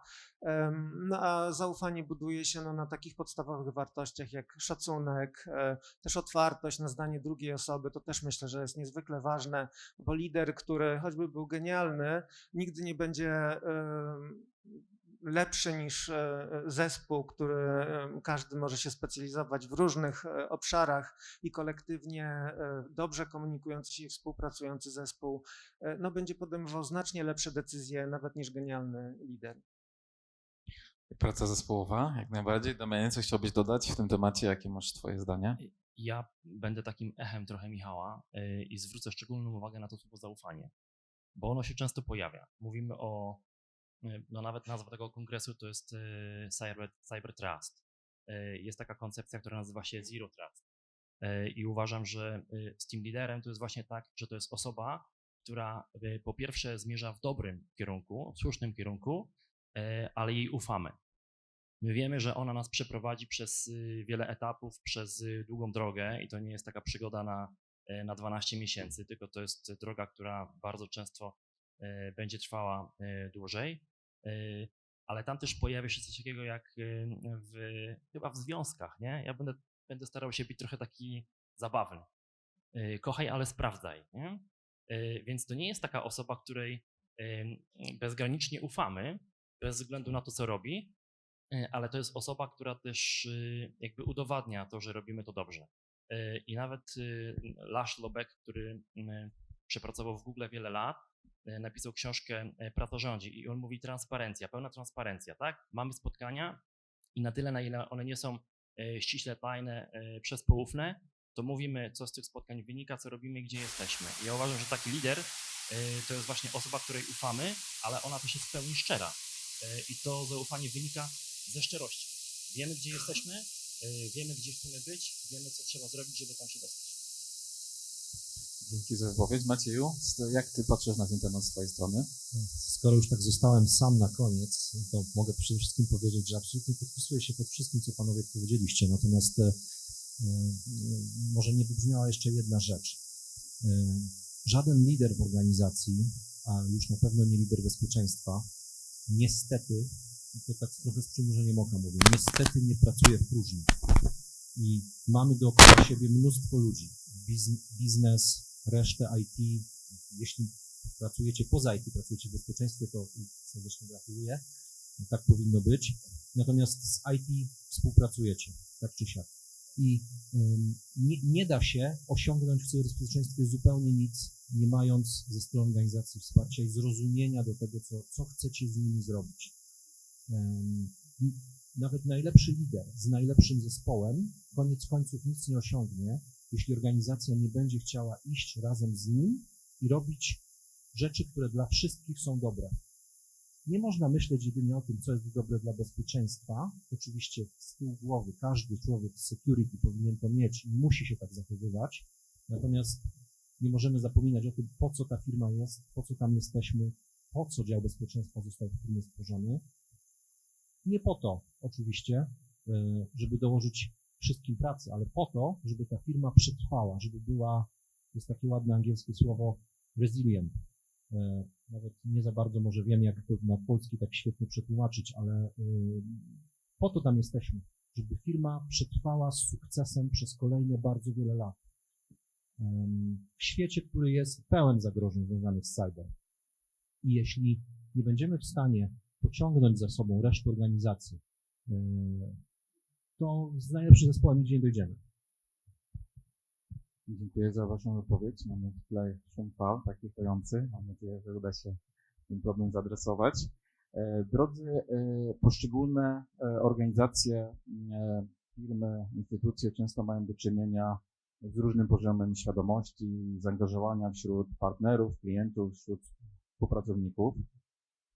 Jakie najlepsze praktyki i strategie możecie polecić, które stosujecie w swojej codziennej pracy lub które polecacie innym liderom bezpieczeństwa, które rzeczywiście się sprawdzają w budowaniu tej świadomości i budowaniu zaangażowania wśród tych wszystkich grup? I może byśmy zaczęli od Macieja dla odmiany. Dzięki. Może odpowiem tak. To, co ze swojego doświadczenia zauważyłem, że działa bardzo dobrze, to jest taka świadomość, że nasi partnerzy i w IT, i poza IT umieją myśleć. To też są bardzo inteligentni ludzie, których nie można traktować z góry. I jeśli czegoś nie rozumieją i nie wiedzą, to najczęściej nie rozumieją tych rzeczy takich kontentowych, technicznych. Mogą nie wiedzieć zbyt wiele o architekturze systemów, mogą nie rozumieć w szczegółach zagrożeń związanych z bezpieczeństwem. Natomiast na pewno możecie na nich liczyć, jeśli chodzi o tak zwany common sense. I ten common sense, jeśli próbujecie do nich dotrzeć, to ja polecam przez analogię, przez porównania do rzeczy, które znają. Ta praktyka w przeszłości bardzo mi osobiście pomogła dotrzeć do tych liderów funkcji albo z biznesu i myślę, że to jest taka moja rada. Mówcie do nich ich językiem, postarajcie się dowiedzieć czegoś o finansach. Być może część z Was kiedyś będzie musiała przeprowadzić proces skomplikowanego budżetowania, jeśli będziecie zarządzać większym zespołem security. I jeśli będziecie jako człowiek, przynajmniej w połowie, bardzo dobrze techniczny, wiedzieć o tych finansach przynajmniej tyle, co wszyscy wokół, będziecie mówić wspólnym językiem z całą resztą, to Wam bardzo pomoże. Dzięki. Dzięki za Twoją wypowiedź, Damianie. Coś mi podpowiada, że na kolejne pytanie to ja będę odpowiadał pierwszy, ale ten szum fal w Juracie bardzo mnie uspokaja, więc będę spokojny. Jeżeli chodzi o poziom dojrzałości, jest taka szkoła, która się nazywa CMM, Capability and Maturity Model. I tak naprawdę każda organizacja może określić się, na jakim miejscu w tym modelu jest. Czy jest to model początkowy, powtarzalny, dojrzały, czy w pełni zdefiniowany, aż tak bardzo zdefiniowany, że właściwie jedyne, co możemy robić, to usprawniać. My jesteśmy vendorem, bardzo dużym vendorem, który, jeżeli chodzi o liczbę pracowników, to zatrudnia prawie 300 000. Sam dział security, który dostarcza usługi dla zewnętrznych firm, to jest ponad 1000 osób. Jak gdybym miał ocenić jakby poziom dojrzałości tego działu, no to on jest bardzo wysoki. My nawet mówimy, że jesteśmy usługą managed, czyli w pełni zarządzalną. Tam, gdzie usługi są w pełni zarządzalne, tam powtarzamy, jeżeli coś nie jest zdefiniowane, opisane, oprocesowane i mierzalne, to nie istnieje albo raczkuje. A jak zrobić, żeby klientom było dobrze, bezpiecznie? No trzeba podejść metodycznie, tak? Czyli musimy zastosować jakąś metodę albo IT-lową, albo demingową, która mówi planuj, działaj, wdrażaj i sprawdzaj, tak? Zaczynając oczywiście od takiego wstępnego assessmentu, czyli wstępnej oceny, żebyśmy wiedzieli, czy mamy zacząć od takich prac u podstaw, bo nie zawsze tak trzeba. Bardzo często jest tak, że organizacja jest na tyle dojrzała, że wymaga od nas tylko i wyłącznie utrzymywania pewnego poziomu, który już sobie wypracowała na przestrzeni lat. Że tak uważam. Michale? No tak, to oczywiście poruszone były bardzo ważne aspekty budowania świadomości w zakresie cyberbezpieczeństwa. Przede wszystkim dobra i taka ukierunkowana komunikacja. Druga rzecz, no powinniśmy mierzyć to, na jakim poziomie jesteśmy. Co mógłbym dodać od siebie? Myślę, że ten aspekt, że to muszą być nie działania jednostkowe, pojedyncze, bo no niestety świadomość maleje wraz z upływem czasu. To musi być zorganizowany taki całościowy program, no tak, żeby utrzymywać świadomość na odpowiednim poziomie. Super, dziękuję za Wasze wypowiedzi. To już w zasadzie ten temat się już pojawił, ale wspomnieliście po części o właśnie mierzeniu skuteczności swoich działań i inicjatyw. I o to chciałbym Was zapytać, czyli podejmujecie masę różnych inicjatyw, które przynoszą większy lub mniejszy skutek. W jaki sposób rzeczywiście mierzycie skuteczność tych działań, inicjatyw, które są podejmowane, żeby oceniać, na ile one wymagają dodatkowych wysiłków? I może tutaj dla urozmaicenia byśmy Damiana poprosili o rozpoczęcie. Coś mi podpowiadało, że tak właśnie będzie. Metryki to jest bardzo, bardzo szeroki temat. Ja się nie boję powiedzieć, że jestem z korporacji, tak? Z dużej korporacji, a tam, gdzie pojawia się słowo korporacja, tam naprawdę są Excele, metryki, liczby i to, co powiedział kiedyś, to był bodajże Lord Kelvin, on powiedział in God we trust, everything else brings the data. Możemy mierzyć wszystko, naprawdę wszystko.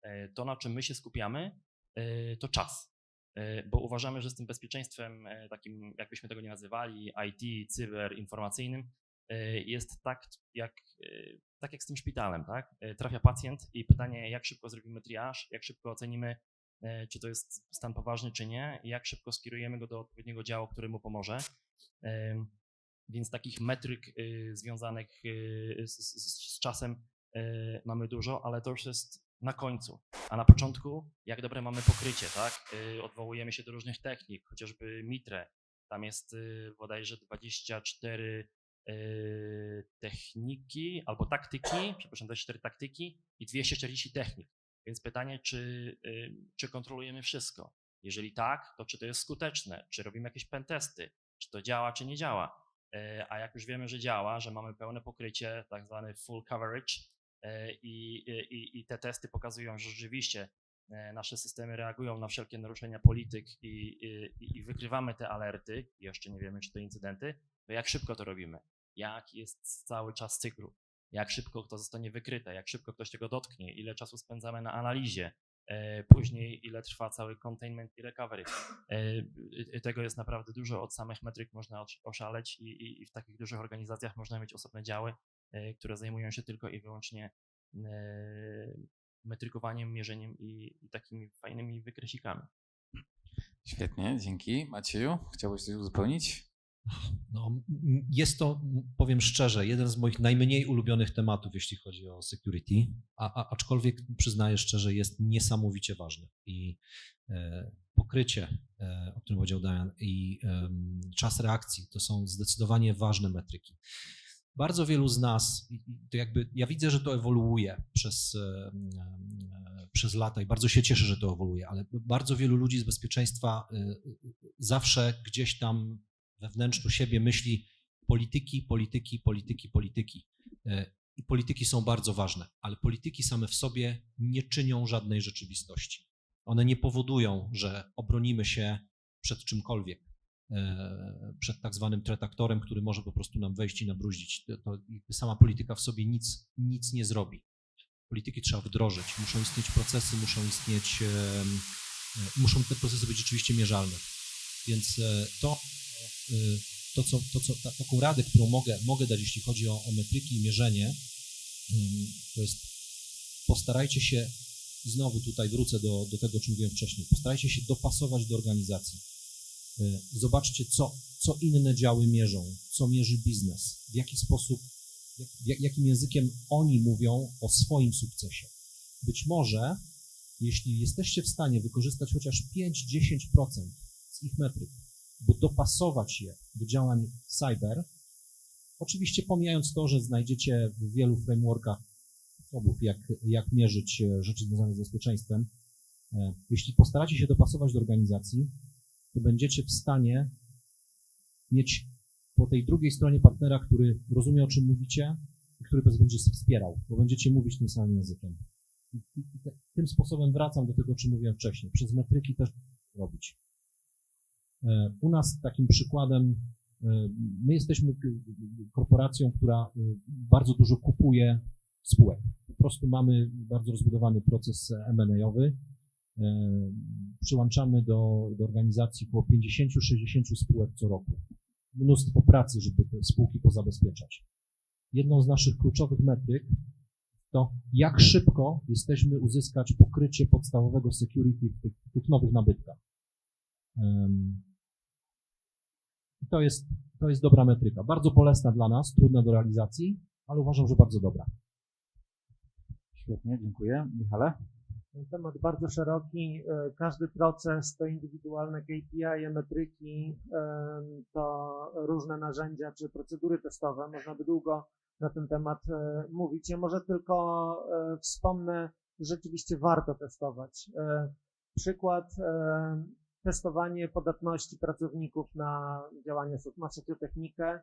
W firmach, w których test wykonywany jest pierwszy raz, praktycznie 100% skuteczność dobrze przygotowanego scenariusza. Kiedy już to są kolejne testy i pracownicy zaczyna im po prostu wchodzić w krew, że jeżeli jest coś podejrzanego, trzeba gdzieś podać swoje hasło, uwierzytelnić się, wejść w jakiś link, otworzyć dziwny załącznik, to jednak pierw pomyślę, zanim zrobię. Już ten odsetek pracowników spada.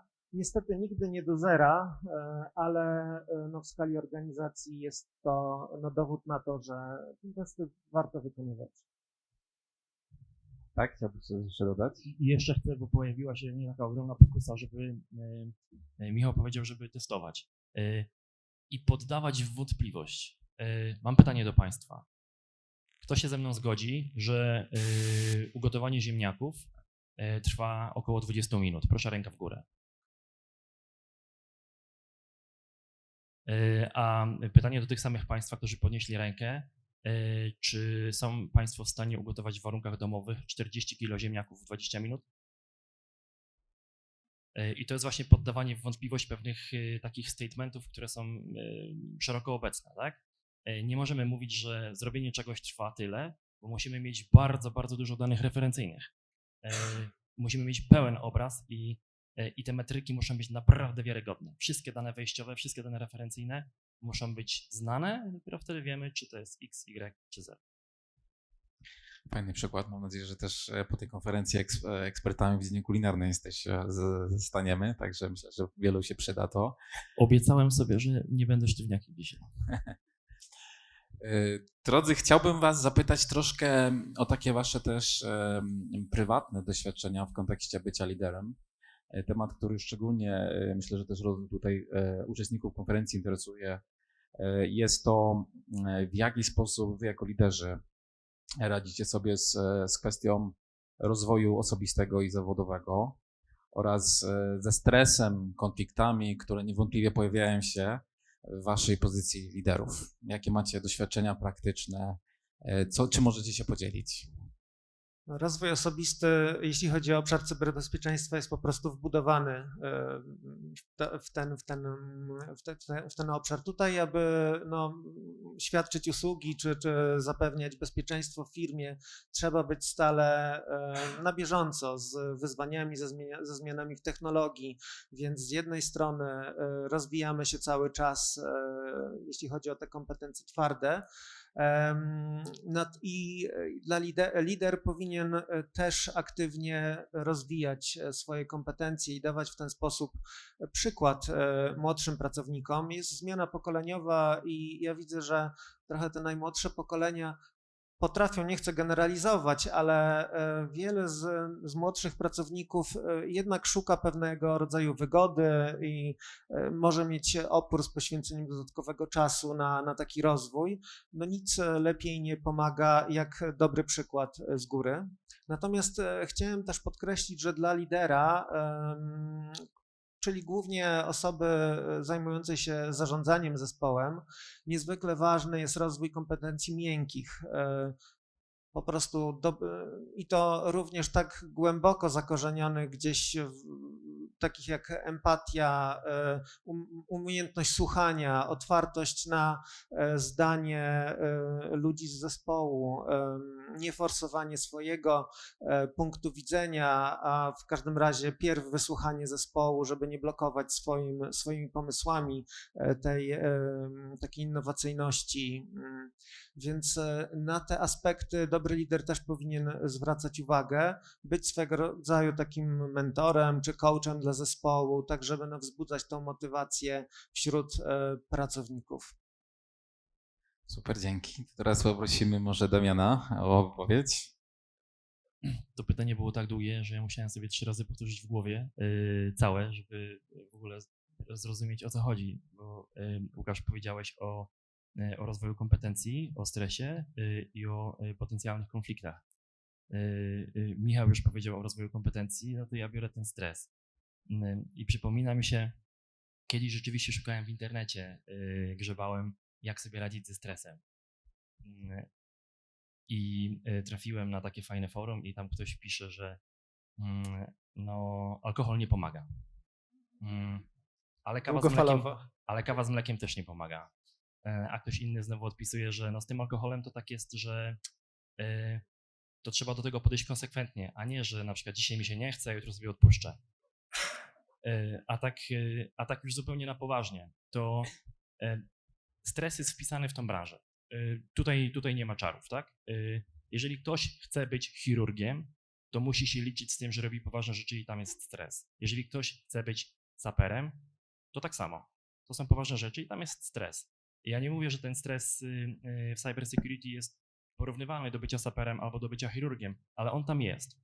I albo możemy się z tym pogodzić i sobie zdać z tego sprawę na samym początku i oswoić ten stres, wytrenować go sobie, tak że on nie będzie nam przeszkadzał, albo tego nie zrobimy i uderzymy głową w ścianę, czyli tak jak w tych memach, nie?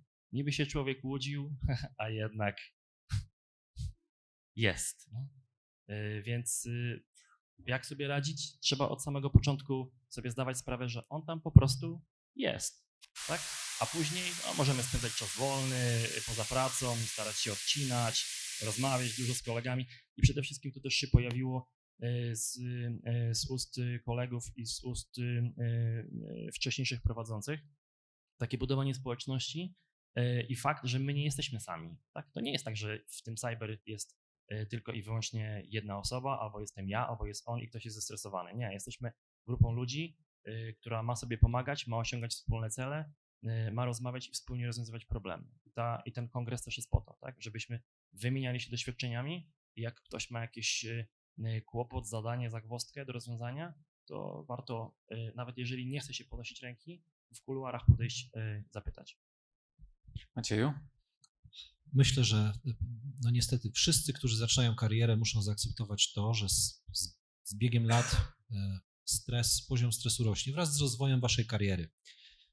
Bardzo niewiele jest przypadków, kiedy ktoś dochodzi bardzo wysoko i jakby nie wiąże się to z narastającym stresem.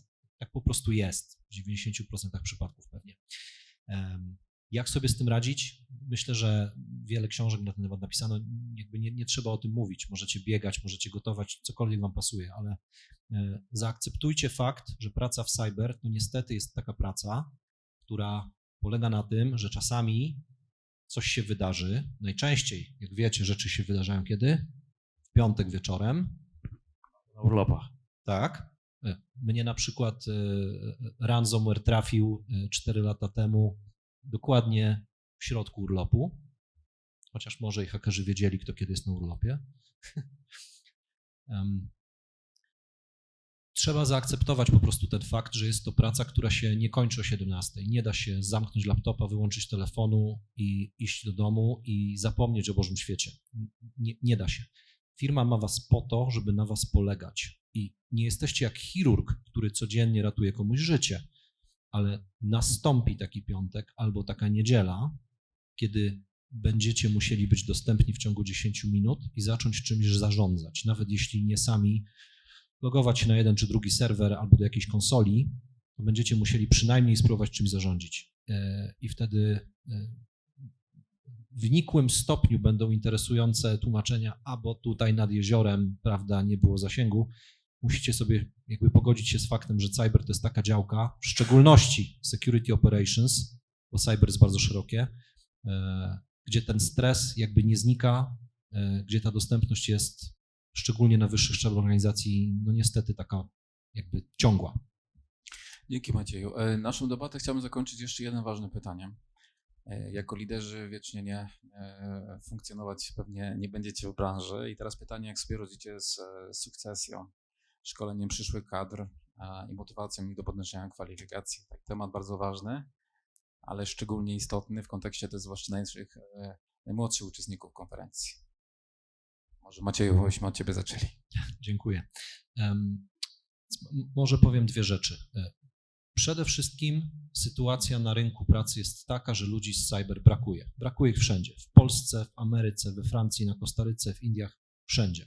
To jest w dzisiejszych czasach wspaniała ścieżka kariery. Tak jest już dobrych kilka lat i pewnie jeszcze jakiś czas tak będzie. Branża rozwija się bardzo dynamicznie. Ludzie odchodzą do lepszej pracy, do ciekawszej, chcą się rozwijać. Utrzymanie ludzi w firmie jest oczywiście trudne. Jak to robimy? Po pierwsze robimy to za pomocą szkoleń, a po drugie staramy się sobie ich, przepraszam za słowo, hodować. Zatrudniamy ludzi bardzo młodych na stanowiska juniorskie, zatrudniamy ludzi, którzy chcą się uczyć, inwestujemy w nich i pozwalamy im rozwijać się wewnątrz firmy, przenosząc ich po prostu po kolejne szczeble organizacji, pozwalając im awansować w miarę szybko, bo na początku kariery każdy jednak jest nastawiony na to, żeby rozwijać się szybko. To są najczęściej ambitne osoby, które są skłonne iść o tą jedną milę dalej, jak to się mówi, i zrobić coś więcej po to, żeby po prostu było to dla nich samych z korzyścią.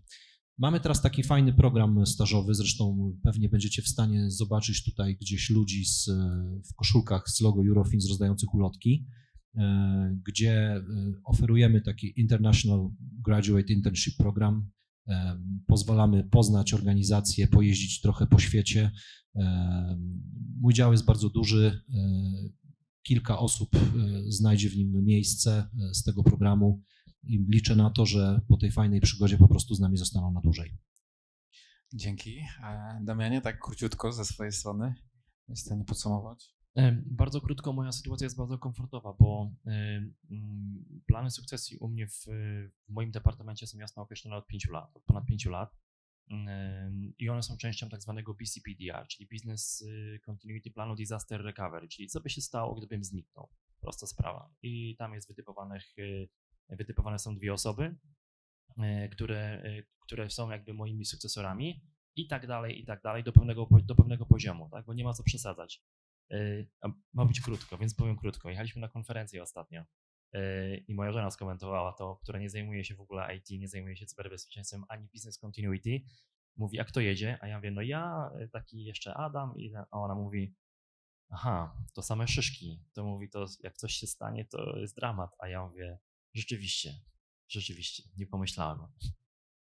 Dzięki. Jeszcze Michale? Moja recepta to inwestować głównie swój czas w rozwój menadżerów poprzez no właśnie taki mentoring, pracę, rozmowę, taką rozwojową rozmowę na temat tego, czego potrzebują i dzielenie się własnymi doświadczeniami, bo jednak wiele się przeszło na drodze kariery i to bardzo pomaga młodszym kolegom, którzy tak, żeby uwolnić ich potencjał. No i sukcesja, no to już będzie naturalna, tak? Jak będą dobrze przyszli liderzy, no to z tym myślę nie będzie problemu. No tylko trzeba ich otoczyć odpowiednim takim środowiskiem, żeby mogli rosnąć i się rozwijać. Czego wszystkim Wam szczerze życzę i dziękuję za Wasz udział w dzisiejszej debacie panelowej. Dziękujemy wszystkim panelistom.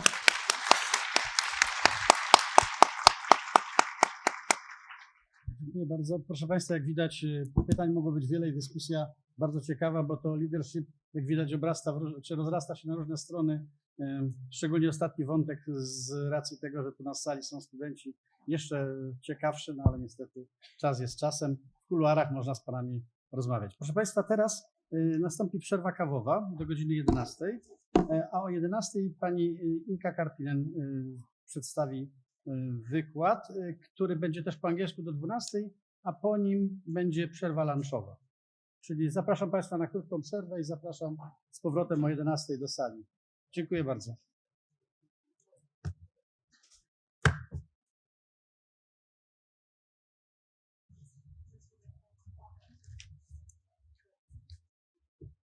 Proszę Państwa, ponieważ jakoś pozostała część osób tak się zadyskutowała w kuluarach, że na razie nie mogą wejść, trudno, zaczynamy, bo musimy trzymać się jakoś naszego harmonogramu, to witam po przerwie tych, co już zdążyli tu dojść.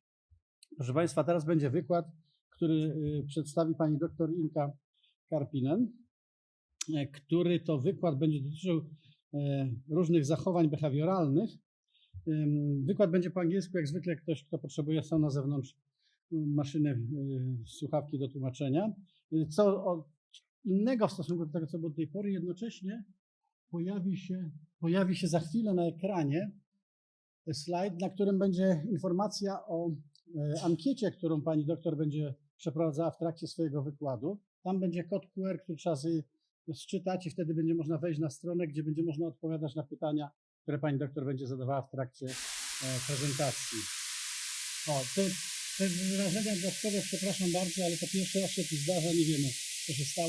Oczywiście podejrzenie jest, że hakerzy, ale to żart oczywiście. So, it's time, so Dr. The floor is yours, please. I will support you with this presentation.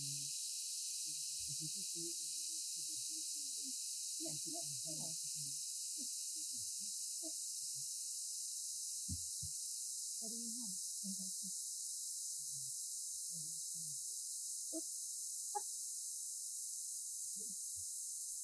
Right. Can you hear me? Yes.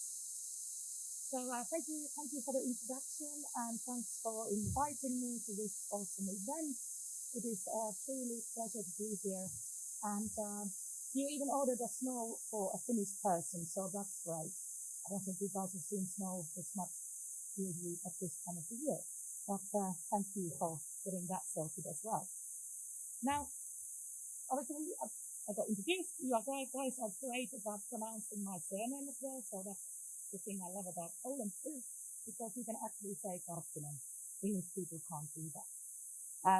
So I work at SiteSafe, and I'm also an honorary research fellow at the Security and Crime Science Department at UCL, which is the University College London. So I am actually a psychologist by training. So I can safely say that I'm the least technological person around here. So please excuse me if I don't know all the terms. And I try to speak clearly, so there is a less of a trouble for people translating me. Thank you for also translators doing that job. So today, I think in this session, I was meant to be talking more about the behavioral science, but I managed to marry up with our annual cybersecurity attitude and behavior survey. And in this report, I will basically cover who, why, how, and what before we get to the juicy part, the report. So this kind of beginning part is about behavioral science. And let's start with the who. So what happened in this report is it's called the O Behave by its nickname.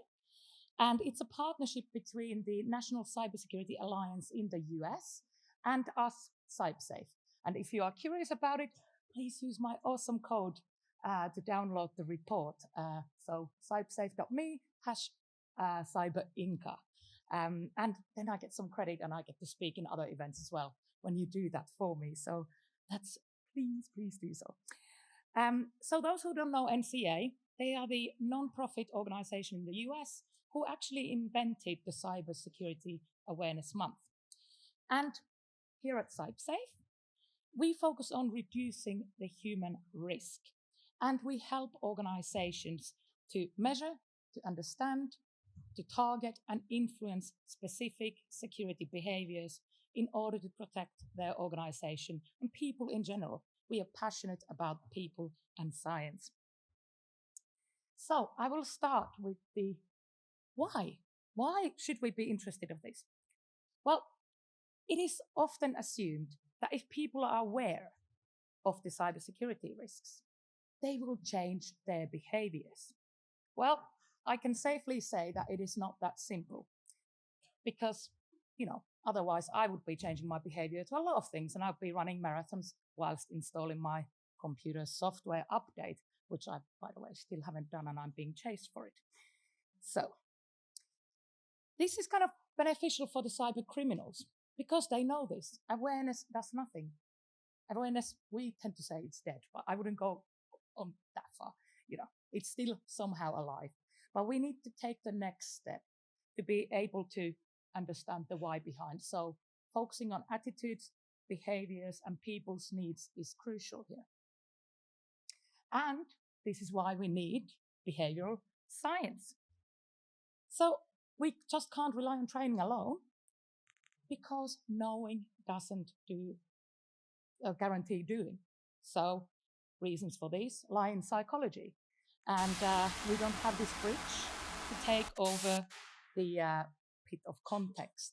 And this pit of context involves social, mental, physical, and situational excuses. Sometimes I call these the frequently made excuses.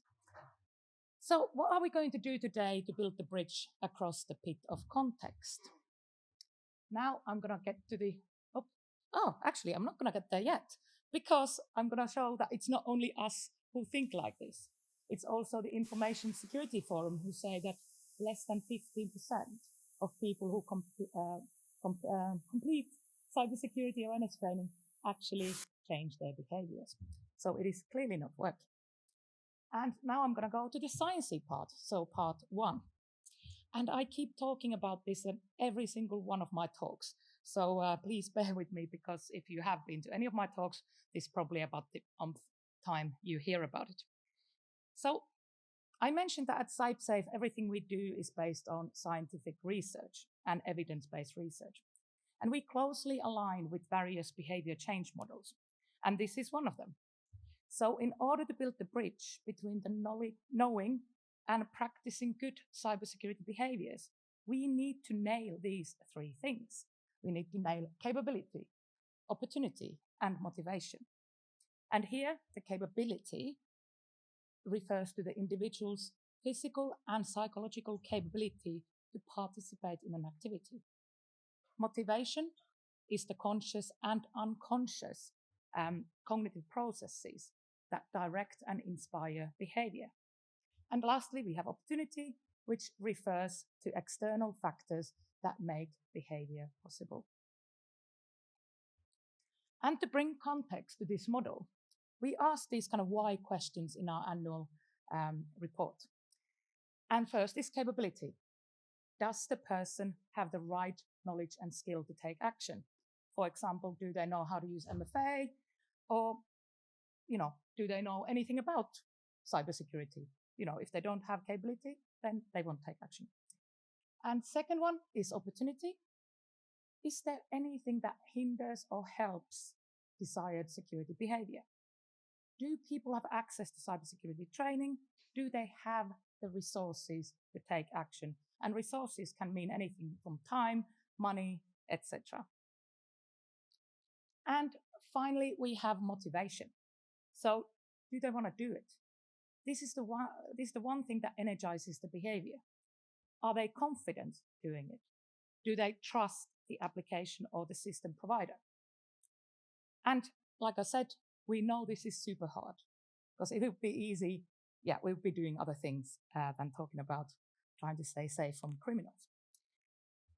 And another behavior model we use is the FOGS behavior model. And this is quite simple. It makes it easier to understand behavior in general.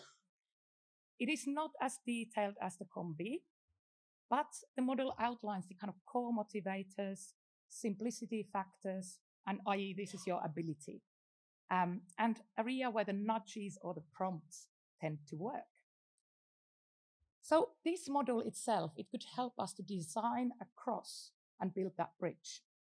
So people could overcome barriers in their ability and perform the behavior. Or conversely, if ability is already high, then the motivation is not that relevant. So it's a bit of a give and take here. And the types of nudges or prompts that tend to work here are simply sparks, which are designed to elevate motivation. For example, we could be highlighting that doing the right behavior, like reporting phishing emails, could actually reduce the number of spam in your inbox. And also facilitators, they can help to raise ability, making it easier to do the behavior. So here, adding a spam button to a phishing or in email in general, it makes it easier for people to report. So it's there, click report. And finally, we have something we call the signal prompts. And these work when the motivation and ability are already high, because people just need a reminder to do something. So it is a kind of putting your alarm on in the morning, whether it's motivation or not, that's an arguable thing. So how does this, so how does this work in action? Did you know that different providers have these various methods? You might have not noticed, they are just there. And they nudge us towards the desired behavior. For example, here, many email providers will have tags about this is external, it could be spam, potentially, and it slows you down. Same thing with the Google Calendar. It ensures that you're checked with the invitees. So if they're outside your organization, it actually pops up, are you sure you want to do this? And these are great because it slows us down from the kind of, we call it the system one thinking, which is the kind of automatic thinking. And it slows us down towards more deliberate kind of system two thinking. So now that the theory part is over, let's talk about what we found in the All Behave report. So how can we address these capability, opportunities, and motivations? And before I get there as well, I talk about the research methodology. And if you can't wait to download, please download the report. I keep saying that about 10 times today, so please do so. And I'll share a QR code in the end. And today, again, hope is my strategy because I got quite a few slides, so I need to get on with it, clearly. And this is the third report in the series. So we've been doing this from 2001, I believe, yes, 3 years. And as for previous years, we've included 5 important cybersecurity behaviors or related topics into this, from passwords to phishing. And we collected data through self-report surveys, and these surveys were carried out during April through 2 of the external survey providers. But we gave them the list of questions and we got the data back.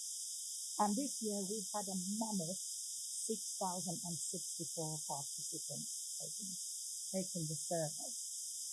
And here is the little poster of the demographics. Everyone clearly an adult. And for the research purposes, we divide these categories into Generation Z to silence. And obviously, the middle tends to be the higher number of people. They are working people of this population. And gender tends to be balanced around 50-50, and majority of participants are in employment, whether it's full-time or part-time. And in our sample, it was about 66%. So our report is jam-packed with goodies, like these are the goodies, 8 areas. And they range from connectivity, reliance, attitudes, cybercrime, impact of media, responsibility, training, and then the 5 cybersecurity behaviors you saw earlier. I know it's a lot, so I'm gonna skip the impact of media because that's another talk by itself. But let's get to the meaty part. And I'm gonna spoil it for those who have who haven't read the report yet. First thing, we are all humans. It doesn't matter what countries participated, the differences are very small. And only few of the questions were answered a little bit differently, but I would say that could be a cultural survey response biases. And today, that's why I present a global outlook on these results. But no surprise there, we found generational differences, which I will talk about in some slides, and they are further detailed in the report. So here, digital natives, and those are the Gen Zs and millennials, tend to be tech savvy. They also hold attitudes and behaviors that could worry us a bit, especially the Generation Zs who are under 26 years old. So our first theme, if it does go, oh, here we go. How is our connectivity and online presence? So I can do this very quickly. No surprise there. Most of us are always online. Percentages go really high with Gen Zs and millennials who never seem to be offline. And here, older generation tend to give their eyes some rest, and majority of them connect a few times a day. And almost half the people mentioned that they hold 10 sensitive online accounts. And sadly, there are some people like me, I just lost account. And younger generations tend to have a lot of sensitive online accounts. And these are things that hold your bank details, your personal details, from addresses to date of birth, etc. So how much do they rely on others when it comes to online security? So when it all goes wrong or you don't know what to do, who are you going to call? See what I did there? If you like Ghostbusters, you love my little logo there. Well, let's put it this way. Over a third reported that their family relies on them to be safe online. And here we can say, hello, Gen Z and millennials. And I think one of our speakers mentioned that their children are very tech savvy in here and they rely on their advice. Then nearly a quarter admitted that they rely on other people too. So to our surprise, those who are nearing their 80s and our tech-savvy youngsters, the Gen Zs and millennials, they said we rely on others as well. So I'm kind of looking at this as perhaps the great-grandparents are asking their grandchildren who keep asking advice from their peers about cybersecurity. So this can end up kind of good or bad, depending on the Chinese whispers you have. And what do they rely on? Well, they rely on general security advice, well, how to update your software and backup data. So then we have the attitudes to cybersecurity. And by attitude, we mean the psychological viewpoint we take towards making an evaluative judgment of something. In simplicity, this is just how we feel about things. And this is my oh no slide. We asked about beliefs people hold which may influence their cybersecurity attitudes in general. Now, a third of us buy a device and presume it is automatically secure. I wish that could be like that. It would be really nice and easy for us. And almost half of us believe it is expensive to fully protect ourselves. So adding protection seems to influence our bank accounts, and we rather spend the money on Christmas presents, I guess. So these are the two barriers that relate to capability and opportunity. And some people just live in the unknown, whilst others are ready to take the risk rather than the cost. And what about motivation? Well, 22% of people are hopeless. What's the point? The information is already online, so why don't we just keep our heads in the sand and wish for the best, right? And in psychology, we call this the ostrich effect. So how do they feel about cybersecurity in general? Many people think it's a priority. This is great. It's also achievable, possible, and fairly easy to do. The green numbers here are the percentages of people agreeing to the statements, and the red ones are disagreement. But on the other side, we have, yes, there we go. People feel that staying safe online is frustrating and intimidating. Over a third find cybersecurity information confusing and overwhelming. Now, this is not great. But still, people have potential and they feel optimistic about it. It seems like when you actually put the effort in, it is worth it. However, younger generation, again, they tend to have more laissez-faire attitude towards cybersecurity. Here, for example, over 30% of Gen Zs don't see it as priority. and also around the same number of millennials and Gen Zs, obviously, feel overwhelmed by cybersecurity information. It is just too much for them. So, what are the attitudes towards cybercrime and the bullying victims do? Yeah, there we go. So we asked about the victimization, and we found that while 50% perceive themselves as likely targets of a cybercrime, massive 58% feel worried about becoming a victim of cybercrime. We also asked if losing the personal details over the internet is avoidable, and a third of us felt powerless. And they seem to have accepted that there was nothing they could do about it. So this to me is worrying. It's for psychological well-being of an individual, and these figures are not great. We can be stressed at work. We talked about stress earlier, but do we want to be stressed about cyber criminals trying to get us 24/7 also in our home environments? So what's the damage in reality? Let's look at the numbers in terms of cybercrime victimization. But before we do that, I want to wake you guys up and give you a poll. So if you feel comfortable, please let me know. Have you ever experienced cybercrime that has led to a loss of money or data? And here is a QR code you can use. There is a poll, and then we can see what's happening. So.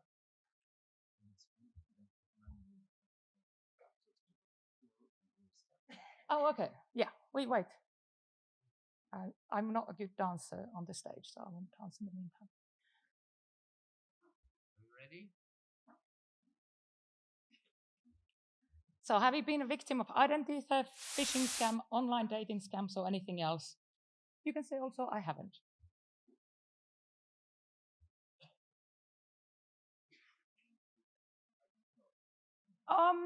Yeah. Well, then, if you don't know, we just safely say that you haven't been, just yet.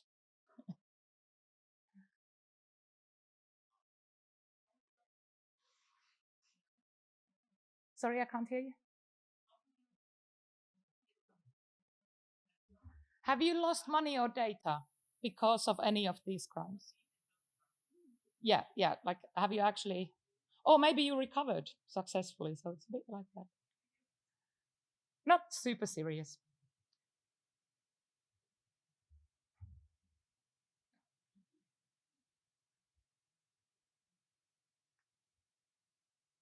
Okay, so I think cybersecurity audience seems to be very secure, but confidently secure. But I feel a little bit for those who have been a victim of identity theft, phishing scam, or online dating scam, which is actually love is in the air with the cybercrime as well. And there are victims in the audience too. Okay, yeah, I already think I pressed, but there we go, the results. Sorry, I was trying to do the tech myself, but as I said, I'm not very technical, so there we go. But this is what our 6,000 people said. They noted over 2,000 cybercrime incidents that had led to loss of money or data. And 27% of them said they've been victims of one or more cybercrimes. So once you're in, they will target you again. And no surprise here, almost half were related to phishing scams, which is also higher in our audience. And actually, contrary to the last 2 years that we've done this report, falling into a trip of this kind of Tinder swindler overtook the identity thefts. So certainly love is in the air there. And there were generational differences here. Gen Zs and millennials reported being victims of cybercrime more than any other generations. And millennials took the gold home. They reported the highest number of cybercrime in all of these crime types. But do people actually report these crimes to authorities? And finally, I've got some good news. So 88% of victims reported the cybercrime incident, but scammers are still getting away with some of them. 14% of phishing scams were brushed under the carpet. The numbers for identity theft and online dating scams improved from the previous years, but we would like to see these also closer to zero, especially with these romance scams being online and on the rise. So why wouldn't you report a crime that led to loss of money or data? We asked, obviously, and these kind of sound a bit depressing. The amount of money lost wasn't important to them.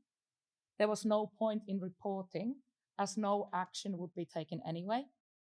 Some people just felt ashamed to have fallen as a victim, especially those victims of romance scams.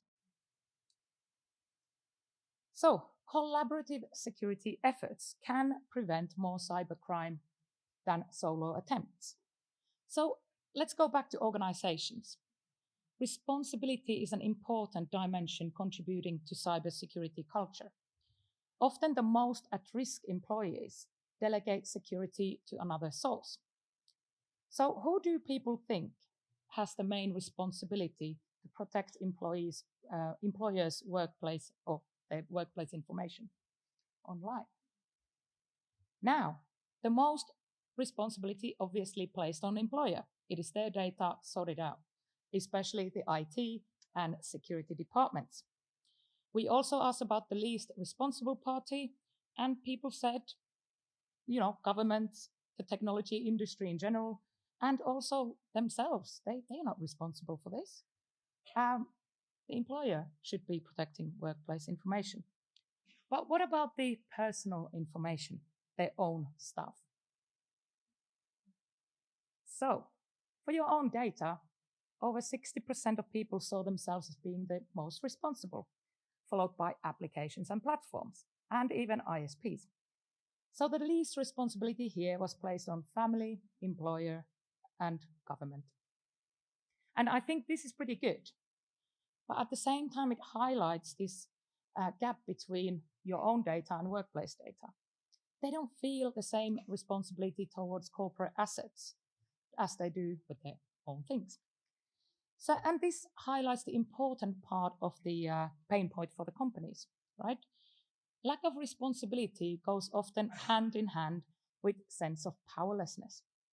People don't have the confidence in their own ability to contribute positively to cybersecurity culture.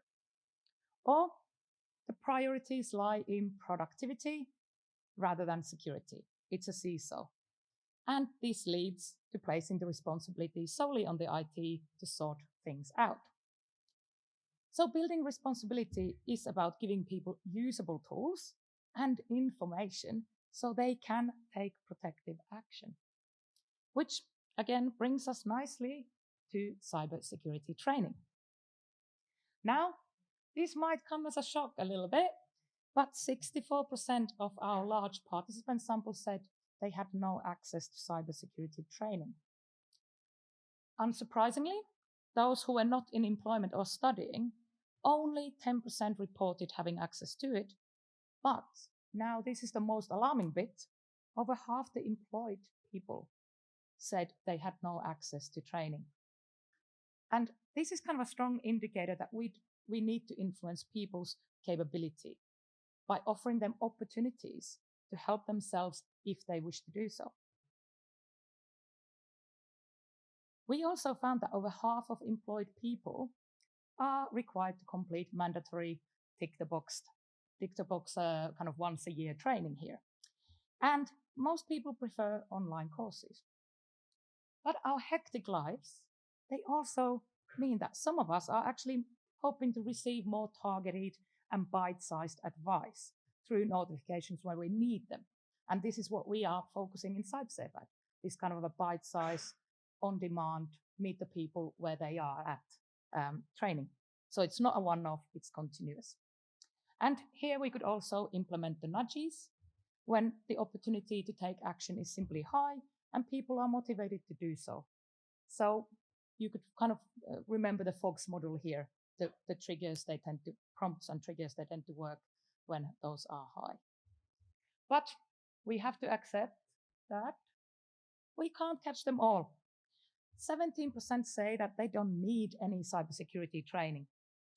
Maybe some of them are already knowledgeable, which is fine, but wonder if they really know about what the recent threats are and the dangers lurking around. Well, whoever they are, we want to find them and we need to ask them. And we then hit the gut to update their knowledge if that is indeed outdated and explain why they should be interested of cybersecurity. So what happens when you actually get the training? Good news is again that we have evolved from boring training into something that engages people and they even find it useful. We only had a small percentage here who found these unengaging and useless. And content that tend to stick their minds was simply around, reporting phishing messages, spotting them. They even started using strong and separate passwords and applying MFA. But what are the reasons why people wouldn't take up the opportunity of training? Now, what do you think? Another poll.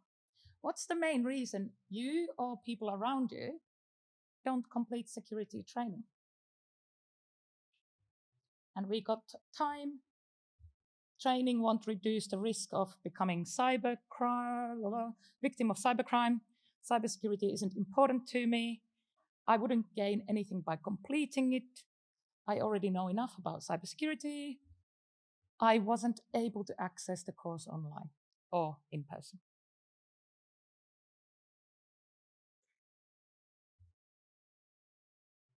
It's like a race. Woo.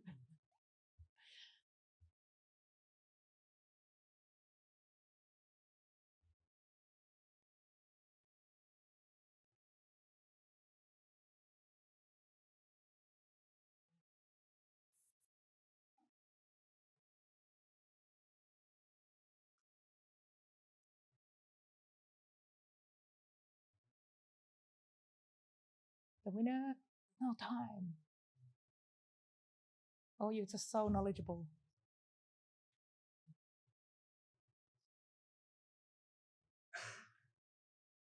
Arthur, are we stopping? Keep going? Previously, we have about 100, so now we are close to this. Okay. So maybe we can give a few seconds for undecided and we can move forward. Do you want to comment them? Yeah, I just pretty much kind of agreeing with my next slide. So I can comment them on the same one. So top for you guys, lack of time, followed by you already know enough. But are you sure you know enough? And then some people actually think that it doesn't reduce the risk of being victim, which is fine again. It's I guess, psychological feeling powerless against the cybercrime and learned helplessness could be a reason there. Okay, we are good to go for the next one. So, hey, we are aligning here. So the top 3 spots went to lack of time, because they know enough already, and the perception that training isn't helping to reduce the risk of cybercrime. I could have just not have that poll and told you this already. So yeah, do believe everything I say. It is being measured with the 6,000 people here. But also, in our survey, we asked about specific cybersecurity behaviors that could help people to stay safe online. And guess what? We asked about how to create good passwords and manage them, how to use MFA, backup data, install updates, and stay safe from phishing scams. And let me look at these in detail. Passwords. Let's talk about them first. 76% of participants seem to know how to create unique and strong passwords. But let me dig deeper. Almost a third admitted that their passwords include references to their personal information. These are the names, dates, and your dog's name. And if you've got a dog's name, just, change your pet, right? Have a new dog. But 34% also created passwords that were made up of a single dictionary word, and they replaced some of the letters with characters. And this is very humanly, we're trying to be clever and beat the machine. But believe us, it's not going to work that way. And in terms of length, 30% created short passwords, and people were reusing them across their accounts. And to me, this sounds like a recipe for a password disaster. And I can safely say here that knowing something isn't doing it. And when it came to changing passwords, some of us do it more regularly than others, but 35% noted that they usually bother to change a character or two. So password 12 to password 22, for example. And actually the NIST, recent advice with the NIST, they recommend that if you got a good, strong password, that you don't actually need to change it that often. So I guess that would be a beneficial to explain people if they do it properly, then they don't need to keep changing it all the time. And it's safer. So what about password management techniques? I would like to ask your management techniques of multiple passwords. So time for another poll by our lovely tech team here. So what is your preferred method of remembering your password or managing it? Notebook, document on your email, computer, whatnot, phone. Remember without writing them down, save them in a browser, use a password manager, or reset them at each time.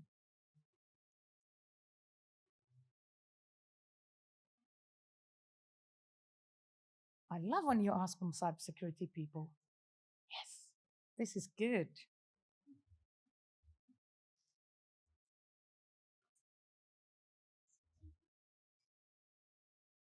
Wow, well done. We can all go home now, we're safe. Or hopefully you got good master password. All right, I think we can move on. So how did our 6,000 people do? Well, not as good as you. The winner was this pen and paper method. 31% admit to writing them down in a notebook. And some masterminds, they still remember the passwords, and some of you guys are masterminds clearly, without writing them down. 21% stole their passwords in a phone, email, or a document on a computer, and this is not about password manager in your phone. This is simply writing them down on a list. And this is quite alarming, because if anybody is doing that, please go back to pen and paper, because it does have a chance of staying in one location at your home. But also, there are some people who promisingly used a password manager, whether it's a browser or a standalone application. And that was 21%. But you guys were better than that.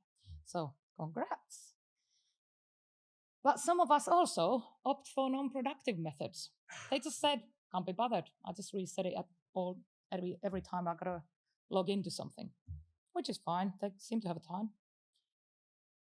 So if you can't be bothered to, have a strong password or managing it, what could be better? And we all know, at least at the MFA, right? But this one seems to be a mystery to many as well. 30% of participants had never heard about it. And we specified these passwords. What are these passwords? The multi-factor authentication methods. So there was a description to it. And the good news is here, if you have heard about it, once you're in. You're actually doing it. 67%, they say they know what it is and they use it regularly. And around a quarter know how to use it, but they kind of stopped or politely declined. And some of us had heard about it, but had no idea how to use it. Then regarding kind of the installation of updates and backing up, we majority tend to install the updates and 60% actively do so. 45% used automatic updates and some just trusted the good old remind me later button. And I think I'm a guilty one with that one too. Please don't tell CyberSafe that yet. But the reason for me as well, it is productivity sapping and it disrupts my work. So I'm fully on board with this view, but we need to give people time. We need to schedule a slot when they're not that busy and encourage that behavior. Also, half of the people reported that they know how to back up data and do it. But some people just say that I never back up my data. And now my favorite excuses in the pit of context, and I tend to be really good at these too. So we asked participants, what stops you not taking action? And here are the top reasons. Why don't you use a password manager? Well, there are too many choices and I don't trust them. Well, since LastPass catastrophic event, I don't think many people in public trust the password managers. Why don't you use MFA? Well, you need to carry a device with you and the verification code doesn't arrive in time and I'm timed out and it is hassle, right? It stops you to get to your main goal, which is doing your task. Why don't you update devices? Because I don't know how to do it and I believe I have to actually pay for it. Now that's a kind of, we have to correct that one. And why don't you backup data? Well, how do I do this? Buying a backup device is costly, or buying extra cloud space can be costly. And some people even think that they got nothing to lose. And if you are one of these people, well, in that case, you got everything to lose because you can't recover from the attack as efficiently as somebody with, I guess, monetary means, hopefully. It depends. And then we go phishing. And we look at this from a bright side, which is the top here, and the dark side, which I will show you in a minute after the positives. Most of us are confident in reporting phishing emails and recognizing them. From the scale of 1 to 10, the mean score was 7. And similarly, we tend to check the messages for signs of phishing. The way we do this tends to be through checking the from sender's email address. And if it's a legit address, and trying to be somebody we know, 44% said that they contact the sender and tell them they have a potential security issue. And this year, I really want to be digging deeper into this and see what they do about it. And many tend to report messages using the spam or report buttons. Now, welcome to the dark side, if we get there. Over a quarter of us don't know how to recognize phishing messages, and some lack confidence overall. A small but important number of us don't check messages for signs of phishing. A third don't contact anyone or take any reporting action when they receive a dodgy email. So some of us are being ostrich again, putting our heads in the sand, and it is not helpful, as we could potentially collaboratively stop the scams coming in the inbox and help also others. So why do people do this? Why wouldn't they report? Well, the majority tend to believe that it doesn't help to catch the cyber criminals. Why bother? They also would start reporting phishing if it would stop the spam from their inbox. There would be visible feedback when they do so, and some don't trust the reporting process itself. And a common theme I can see here is nothing happens when you do the good thing. So their actions are meaningless. And as humans, we are driven by purpose. So how easy would it be to somebody say that, your actions actually meant something? I'll come back to that a little bit later on my key takeaways. So keep that thought in mind. So I have just gone through the key themes and results of the O-Behave, and hoping that we are still in time, as I got a couple of the takeaways that I mentioned to cover. Main thing is, what can you do to help out? And here are my thoughts as a cyber psychologist. Remember, not a technical person. Make security relevant. We got to start with the why.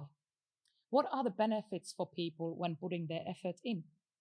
What are the benefits of MFA or password managers? There is no need to start with a long list of passwords and do them all at once, which is, again, cumbersome, takes a lot of time.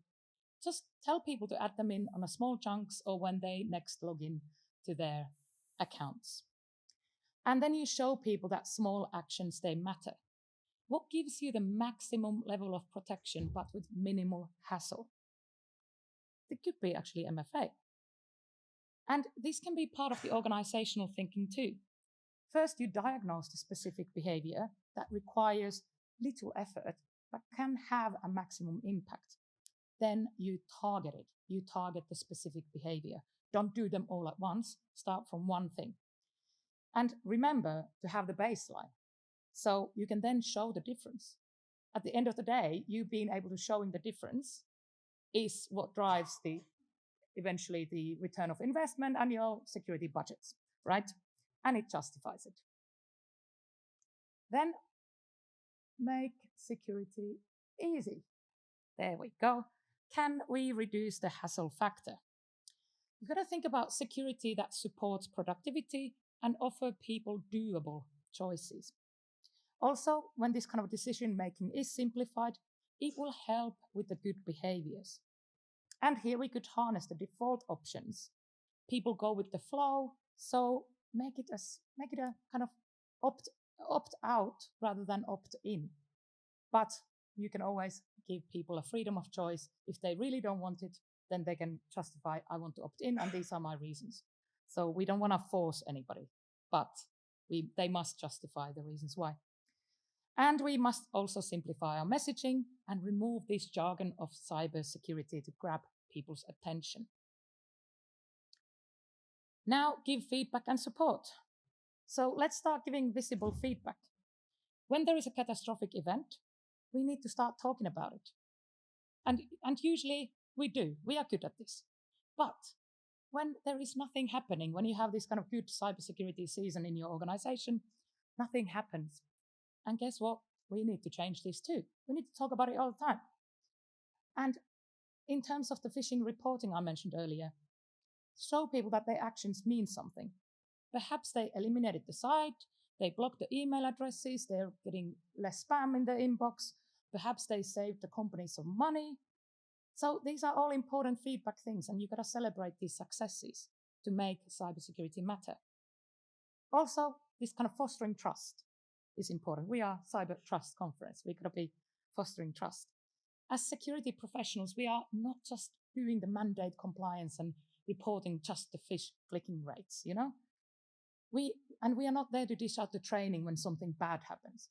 We are there to support people and offer coping strategies and prevent the accident rather than reacting after the event. So I would say it's no good to say how much danger we are to people if we are unwilling to support and help them out and offer usable solutions. So we need to do them there and then. It's on demand. Then finally, we got to embed security to culture, the general organizational culture. We need to look at, first of all, what the culture has, which is policies and those, boring things that you can read, and what it is. What it is people, right? The way we do things when nobody is looking. People are not there to intentionally do harm. We really like to go to work and do our best. Many consider cybersecurity to be a priority, but they find it confusing and overwhelming. So we need to be delivering the same concise advice and resources and tools that support it. Also, security should be part of performing a job, not the extra bit at the end that you can kind of skip. So give employees time to keep their knowledge up to date, get leadership involvement, and offer the bite-sized topical cybersecurity advice. And my final bullet point here is build solutions that work for people. Now, you guys are very technical, and somebody mentioned when you've got a new solution, think about what can go wrong before it goes wrong, right? And this could definitely be another talk, another day, but let me put you at ease. We're not starting from a bad place. We are starting from somewhere. We don't have to start from the beginning. We can start from what we know and try to improve on it. And I promised you a bridge, so I'm going to deliver a bridge. And this has been built by taking into account security behaviors and their context. So we got to focus on more dynamic approaches that target the specific cybersecurity behaviors. And we do believe at CyberSafe that this is more likely to have notable influence on people's cybersecurity behaviors and helping them to do the right thing. So when we have the bridge, we can get to our main objective, which is about doing the security behaviors and helping us to reduce the risk and cost to the organization and the individuals. And that's it, folks. And QR code as promised. Please do download the report and use my special link here. It helps me definitely to get some value for my speaking engagements. And we are happy to take questions. And my colleague Kai Thomas is on the safe little stand there as well. If you want to talk about anything to do with working in cybersecurity or the topics that we covered today, you can also ask him. And you might actually get awesome pair of socks. So please go and get socks too. Thank you. Thank you. Can I introduce the Oh yes, I forgot to mention that. Yes. No problem.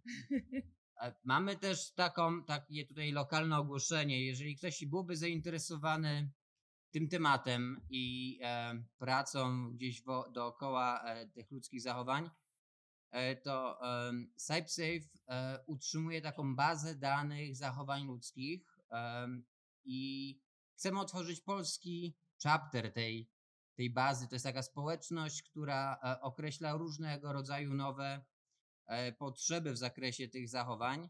Na razie jest tam w okolicach 200 zachowań ludzkich, które później są mapowane do ryzyk. Jeżeli ktoś byłby zainteresowany, to bardzo proszę o podejście do stanowiska CyberSafe'a i zostawienie jakiejś krótkiej informacji. Tam też będzie informacja, w jaki sposób można dołączyć do społeczności. No i każdy też może zaczepić mnie i zapytać, w jaki sposób dołączyć do tej społeczności tutaj w ramach polskiego tak jakby rozdziału czy polskiej grupy wspierającej tą ogólnoświatową społeczność. Dziękuję bardzo. Okay. Dr. President, thank you again. Thank you. Thank you for interesting presentation, for interesting data. Thank you for having me. Yeah. It's great And, to be here. Jak to było powiedziane, myślę, że nie będziemy tutaj robić sesji pytań, bo czas też nas goni, natomiast rozumiem, że jest stoisko CyberSafe'a, Państwo możecie się tam zgłosić i na dowolne pytania Państwo będą Wam próbowali odpowiedzieć. Tematyka jest ciekawa, bo wiemy, że oprócz techniki jest to zachowanie ludzkie, które jest krytyczne w przypadku tego, co się dzieje w cybersecurity. Thank you. Thank you. And please connect on LinkedIn if you are interested in cyber psychology. Happy to chat. Teraz dwa słowa jeszcze ode mnie, proszę Państwa. Czyli tak, po pierwsze teraz zapraszam na przerwę obiadową, na lunch. Jednocześnie przypominam, że ścieżka techniczna będzie się odbywała w budynku D21. Laboratoria będą miały miejsce w budynku C5.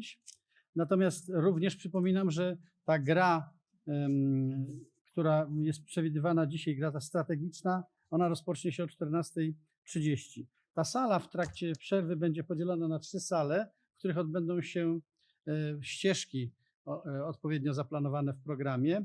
I przypomnę tylko, że w sali AC będzie ścieżka ekosystem cyberbezpieczeństwa, w sali B ścieżka cyberwojny, a w sali D ścieżka cybersecurity reinvented. Tyle chyba z mojej strony. Proszę Państwa, dziękuję bardzo. Ścieżkami będą zarządzać prowadzący ścieżki. Ja widzę się z Państwem jutro o 9:00. Dziękuję, do zobaczenia.